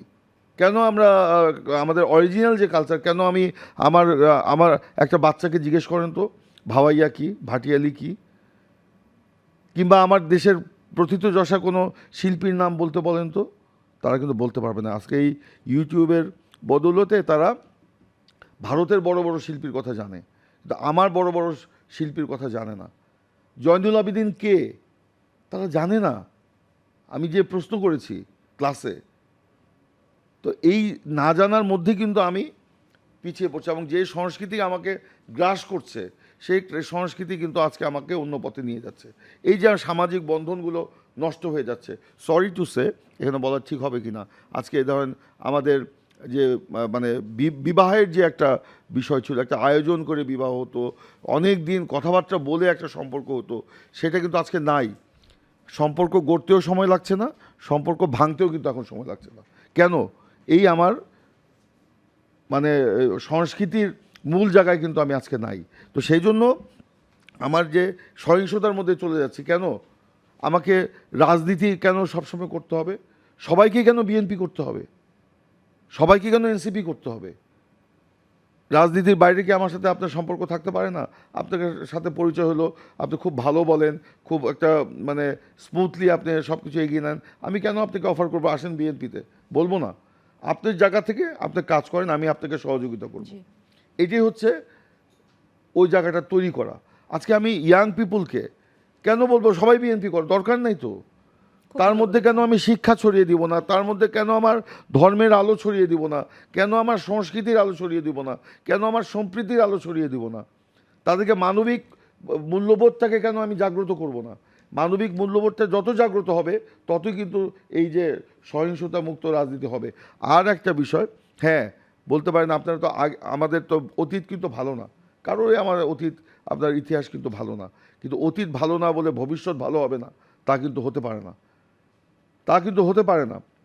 আজকে ভবিষ্যৎকে ভালো করার জন্য আমরা এই টেবিলে যারা বসেছি, আমাদের সিনিয়ররা যদি বসেন, তাহলে তো সেই জিনিসটা হতেই পারে। যেমন আমি বলছিলাম যে আমার এলাকায় যারা আমার প্রতিদ্বন্দ্বী প্রার্থী আছে, তাদেরকে একদিন সকালে আমি নাস্তার দাওয়াত দিলাম, আসলো। সেখানে বসে নির্বাচনে আমরা নিজেরাই একটা কোড অফ কন্ডাক্ট তৈরি করলাম যে আমি ব্যক্তিগত আক্রমণ করব না, রাজনীতি নিয়ে কথা বলবো, সহিংসতায় জড়াবো না। আমাদের যদি কোনো কর্মসূচি থাকে আগেই আমরা একে অপরকে জানিয়ে দিব। আমরা একটা হোয়াটসঅ্যাপ গ্রুপ করেছি আমাদের রাজনৈতিক এই প্রতিপক্ষদের নিয়ে, প্রার্থীদেরকে নিয়ে। হ্যাঁ, সবাই এখানে অ্যাডমিন আমরা কিন্তু করে আমরা আমাদের কর্মসূচিগুলো কিন্তু দিয়ে দিচ্ছি। এমনকি কারো ব্যাপারে যদি কোনো বক্তব্য থাকে নিজেরা কিন্তু শেয়ার করছি, কর্মীদের মধ্যে আমরা ছড়িয়ে দিচ্ছি না। কর্মীদের মধ্যে ছড়িয়ে দিলেই কিন্তু সংঘাতটা বাড়বে। এখন ধরেন XYZ কারো বিরুদ্ধে যদি আমার বক্তব্য থাকে যে ভাই আপনি কেন এই কথাটা বললেন, উনি আমাকে প্রশ্ন করছেন কেন আপনি কাজটা করলেন, তাহলে আমি কিন্তু একটু শিক্ষা নিচ্ছি যে আমার কাজটা করা ঠিক হয়নি, বলা ঠিক হয়নি। তো এইভাবে আমাদের মধ্যে কিন্তু যদি আমরা গড়ে তুলি, মানে নিয়ে আসি, সেই জিনিসটা কিন্তু ভালো হবে। তাহলেই কিন্তু গণতন্ত্রকে আমরা ওই প্রাতিষ্ঠানিক রূপ দিতে পারবো। গণতন্ত্রকে যদি প্রাতিষ্ঠানিক রূপ দিতে পারি শুধুমাত্র কথা বলার মধ্যে যদি না রেখে প্রয়োগিক ক্ষেত্রে যদি আমরা নিয়ে যেতে পারি, তাহলে আমরা এটা করতে পারবো। আর এই যে প্রশাসন নির্ভরতা এবং পুলিশ নির্ভরতা, এগুলিকে একেবারেই জিরোতে নিয়ে আসতে হবে। ধন্যবাদ। আপনার মূল্যবান বক্তব্য আমরা শুনছিলাম। এবার যাচ্ছি মোহাম্মদ সাইফুল আলম খান আপনার কাছে। প্রশ্নটা নিশ্চয়ই শুনেছেন। আমরা যেটি জানতে চেয়েছিলাম, সহিংসতামুক্ত রাজনীতি গড়তে কোন 3টি সংস্কার প্রস্তাব আপনি করবেন? জি, আপনাকে ধন্যবাদ। আমি ওই পুরাতন কথাই ফেরত আসতে চাচ্ছি। আমি মনে করি যে রাজনৈতিক দলের দায়িত্বই এখানে সবচেয়ে বেশি। দেশের সহিংসতার কথা বলি বা প্রশাসন দলীয়করণ কথা বলি, পুলিশ দলীয়করণ কথা বলি, এখানে রাজনৈতিক দলের আপনার প্রশ্রয় এবং তাদের মানে কাজের কারণেই এগুলো হচ্ছে আর কি। কাজে রাজনৈতিক দলগুলো নিজেরা যদি আমরা এই সমস্ত দিকে মুক্ত হইতে পারি যে আমরা পুলিশকে দলীয় মানে হাতিয়ার হিসেবে ব্যবহার করব না, প্রশাসনকে ব্যবহার করব না, আমরা দলীয় কাজে এবং নির্বাচনে মাসেলমানদের ব্যবহার করব না, তাহলে এটা অনেকাংশে কমে আসবে। এটা আমি মনে করি যে এটা করা দরকার। এবং রাজনৈতিক দলগুলো যদি এটা করে যে যারা মানে দুর্নীতি করতেছে আমার দলের যদি একজন করে, তাকে আমি নমিনেশন দেব না, পার্টির কোনো পদে তাকে রাখবো না, এটা করা দরকার। দ্বিতীয় যেটা করা দরকার সেটা বলে আমি মনে করি যে রাজনৈতিক দল এবং ব্যক্তিদের এবং যেটা হিসাব নিকাশ এটা পাবলিক করার মানে একটা সিস্টেম করা দরকার। আমরা এটা আগেই বলেছি যে আমাদের যারা এমপি হবে তাদের খাতে যে বরাদ্দ আসবে এটার হিসাব আমরা পাবলিক করে দিব, so that people can ask আস যে কোথায় খরচ করলা তোমরা। তো কাজে এটা হওয়া দরকার। দ্বিতীয় হলো যে দুর্নীতিকে অবশ্যই শক্ত হাসতে মানে আমাদেরকে অ্যাড্রেস করতে হবে। দুর্নীতিকে লাল কার্ড দেখানো দরকার, বড় করে লাল কার্ড দেখানো দরকার। এরপরে শিক্ষা সংস্কার অতি জরুরি। আমরা যদি ভবিষ্যৎ নাগরিক করতে চাই, there should be a moral based education system, এবং সেটা নিয়ে এখন খুব অনেক আলোচনা করার সুযোগ নাই। শুধু একটা কথাই বলবো, ছাত্র রাজনীতির যে ভয়াল রূপ আমরা অতীতে দেখেছি, সেই ভয়াল রূপ থেকে আমাদের বেরোয় আসতে হবে। সাম্প্রতিক ছাত্রদের যে মনোভাব, তারা কিন্তু এটাকে টোটালি প্রত্যাখ্যান করে দিছে, যেটা বলা হয় গেস্ট রুম সংস্কৃতি, ডাইনিং হলে বিনা পয়সায় খাওয়া, এই যে ব্যাপারগুলো, মারামারি, এগুলোকে তাকে প্রত্যাখ্যান করেছে। কাজে এটা সংস্কার করতে হবে। আর একটা কথা বোধহয় আমার বলা দরকার যে ধর্ম ব্যবহার করা উচিত না, কিন্তু ধর্মের মধ্যে রাজনীতি আছে, এটা আপনি না জানলে জেনে নিতে হবে। কারণ আল্লাহ রসুল সাল্লাল্লাহু আলাইহি ওয়াসাল্লাম মদিনায় মসজিদে বসেই সব কিছু করেছেন, সেনাপ্রধান ছিলেন, রাষ্ট্রপ্রধান ছিলেন, 4 খলিফারা করেছেন। দ্যাট ইজ অনলি সেক্রেটারি ওয়াজ মসজিদে নববী। তো কাজে আমি নিজে বিশ্বাস না করতে পারি, কিন্তু অ্যাবিউজ করার সুযোগ আছে বলে আমি মনে করি না। এরপরে প্রশাসনের কথা আগেই বলেছি। আর বিচার ব্যবস্থার প্রতি গুরুত্ব দেওয়া উচিত। বিচার ব্যবস্থাকে অবশ্যই স্বাধীন করতে হবে, যাতে করে বিচার ব্যবস্থা অবিচার হলে রোধ করতে পারে এবং আমাদেরকে প্রয়োজনে শাসন করতে পারে। সেজন্য বিচারক নিয়োগের বিষয়টা খুবই গুরুত্বপূর্ণ। বিচারক কখনো আমরা মনে করি দলীয় ভিত্তিতে নিয়োগ করা উচিত না, যেটা আমরা সংস্কার কমিটিতে অলরেডি বলেছি। There should be good system, যে বিচারকরা নিয়োগ হবে এবং তাদের ব্যাকগ্রাউন্ডও দেখতে হবে, যাতে করে আমরা এমন একটা বিচার ব্যবস্থা করতে পারি যে বিচার ব্যবস্থা জাতির অভিভাবকের ভূমিকা পালন করতে পারবে। কারণ যে সমস্ত বিচারক আমরা দেখেছি, সেই ইয়ের মতো বিচারক, শামসুদ্দিন মানিকের মতো বিচারক, এরা তো জাতিকে হতাশ করবে, হতাশ করার ছাড়া তাদের আর কোনো ভূমিকা নাই। মার্ডার কেসের আসামি, নাম আমি বলছি না, তাকে আমরা বিচারক বানাইছি। কাজে এগুলোর থেকে আমাদেরকে বেরোয় আসতে হবে। এবং আমরা ধর্ম বা দল ভিন্ন কথা, এটা অমুসলিমও আমাদের বিচারক হইতে পারে, কিন্তু সে যদি অনেস্ট হয়, তার যদি নলেজ থাকে, আমাদের হার্ম থাকার কথা না, no harm in it, but there should not be any partisan view. আর গণমাধ্যমের একটা কথা বলে আমি শেষ করতে চাচ্ছি। গণমাধ্যমের ভূমিকার কথা বলা হয়েছে, কিন্তু দায়ের কথাটা বলা হয়নি। এটা খুবই গুরুত্বপূর্ণ ব্যাপার। আমরা অনেক সময় দেখি, মানে আমরা টিভিতে, পত্রপত্রিকায় অনেক কথা লেখা হয়, অনেক না বলবো যে কোনো কথা লেখা হচ্ছে যেগুলো সত্য নয়, এবং যদি আমরা প্রতিবাদ করি, ওটা আপনার ছাপায় না বা প্রকাশ করে না, এবং সেটাকে আমরা বলে, আপনারা জানেন সে কি একটা কাউন্সিল আছে, প্রেস কাউন্সিল। দেখা যাবে যে সেই প্রেস কাউন্সিলে জিনিসটা রায় হচ্ছে 3 বছর পরে আর কি। এতদিনে তো আমি মরেও যেতে পারি। কাজে এই যে গণমাধ্যমের দায়টা আমাদের আসতে হবে। আমরা আপনার সংস্কার প্রস্তাবনাগুলো শুনছিলাম, মোহাম্মদ সাইফুল আলম খান। সেই সাথে ধন্যবাদ জানাচ্ছি। আমাদের সময় একেবারে শেষের পর্যায়ে। সাইমি ওয়াদুদ, আপনার কাছে ফিরছি। আমি আসলে আমার সহবক্তাদের সাথে সংস্কারের প্রশ্নগুলোতে মোটা দাগে একমত, যে ব্রড বেসড সংস্কারগুলো প্রস্তাব করা হলো। তবে আমি আসলে একটু ভিন্ন জায়গা থেকে কথা বলতে চাচ্ছি এবং আধা মিনিট সময় একটু বেশি চেয়ে নিচ্ছি আগে, কারণ আগের রাউন্ডগুলোতে আমি একটু কম সময় নিয়েছি বলতে গেলে। আমার মনে হয় যে একটা মাত্র সংস্কার প্রস্তাব যেটা তাত্ত্বিকভাবে আমি করতে চাই, সেটা হলো রাজনৈতিক দলগুলোকে, একটা রাষ্ট্রে অনেকগুলো ক্ষমতা কাঠামো থাকে এবং প্রত্যেকটা ক্ষমতা কাঠামোর সাথে যদি আসলে রাজনৈতিক দলগুলো যুক্ত হওয়া শুরু করে, তাহলে সেটা আসলে সহিংসতাকে আরও ত্বরান্বিত করে।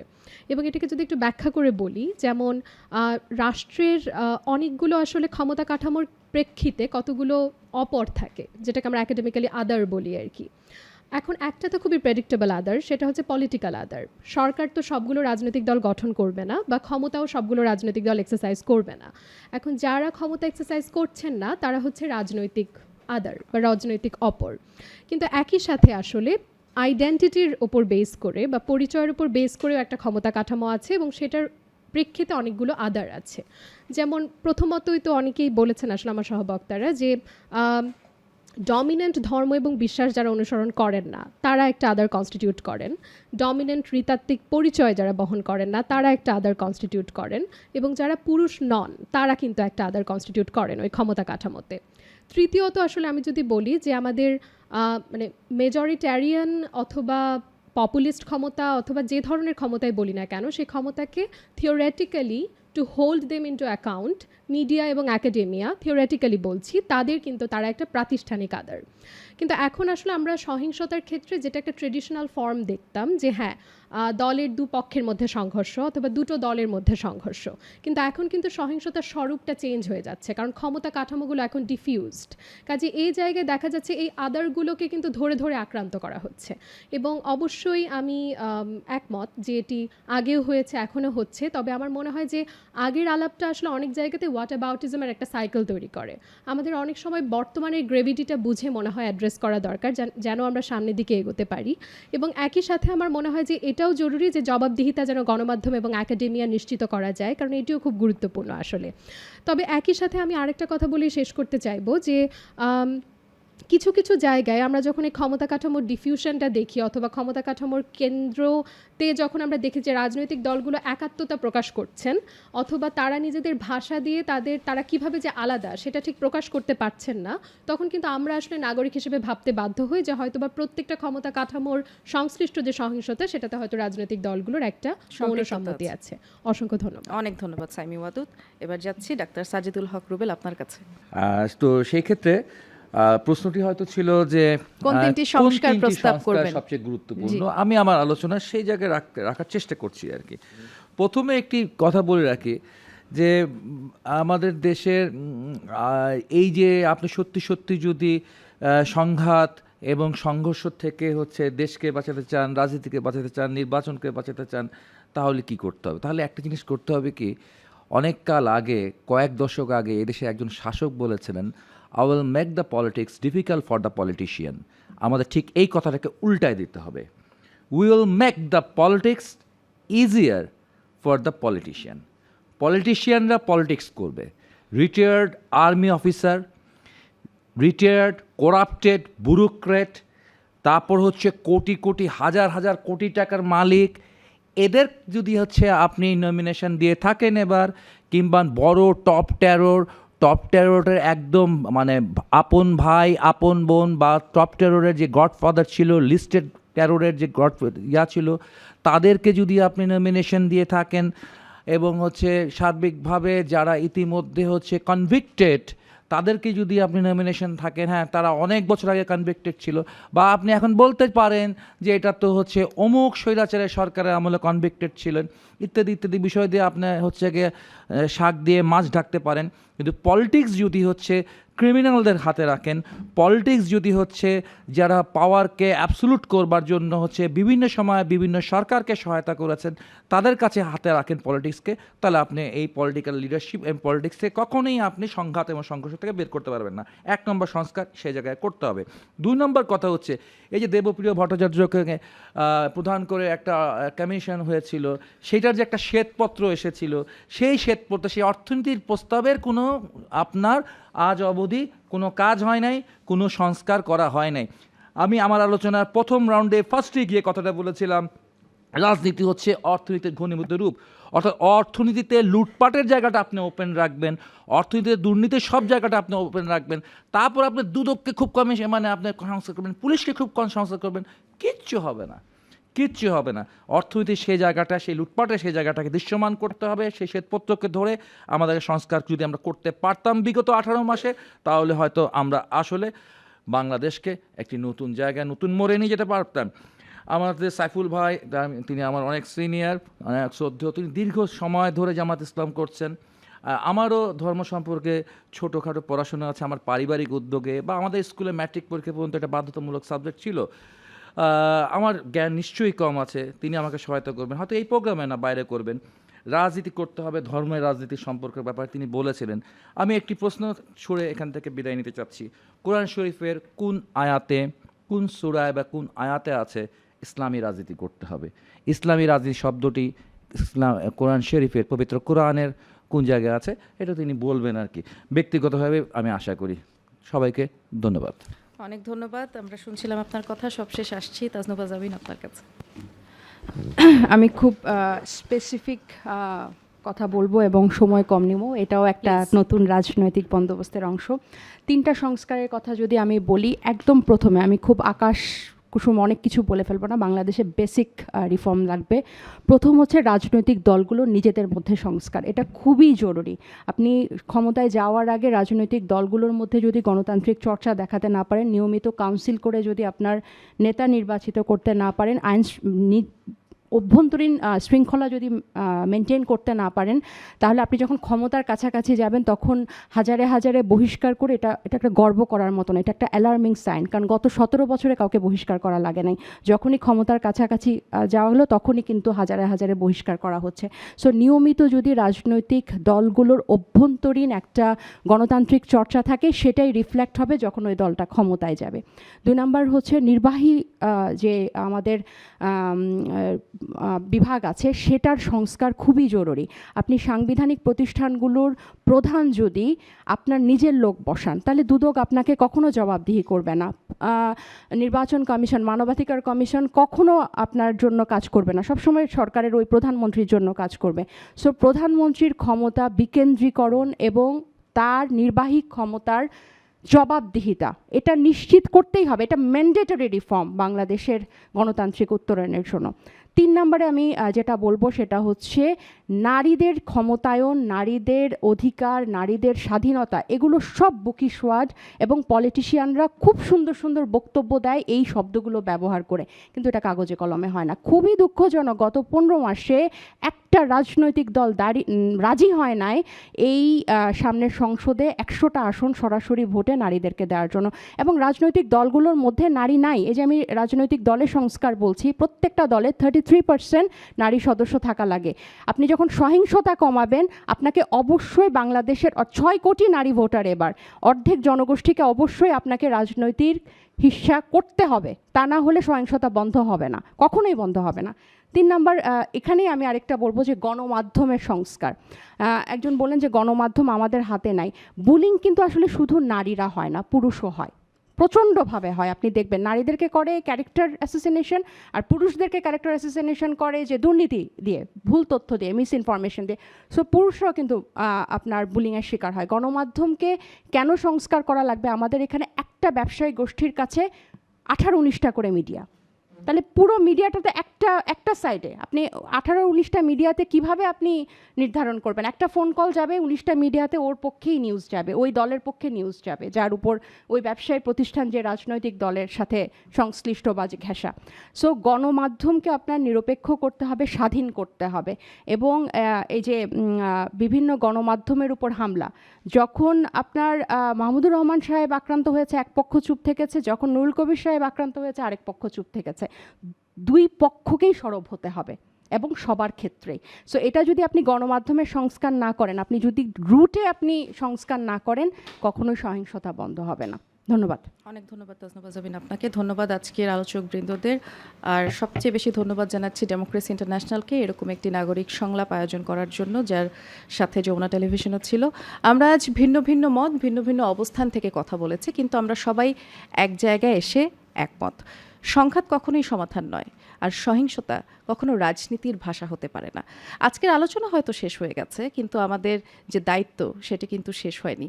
এই টেবিল থেকে ওঠা কথাগুলো শুধুমাত্র কাগজে কিংবা বক্তব্যেই সীমাবদ্ধ না থাকুক, তার চেয়ে বরং সেটি আচরণে, সিদ্ধান্তে এবং রাজনৈতিক চর্চায় প্রতিফলিত হোক, সেই প্রত্যাশায় নুসরাত বৃষ্টি আজকের মতো বিদায় নিচ্ছি।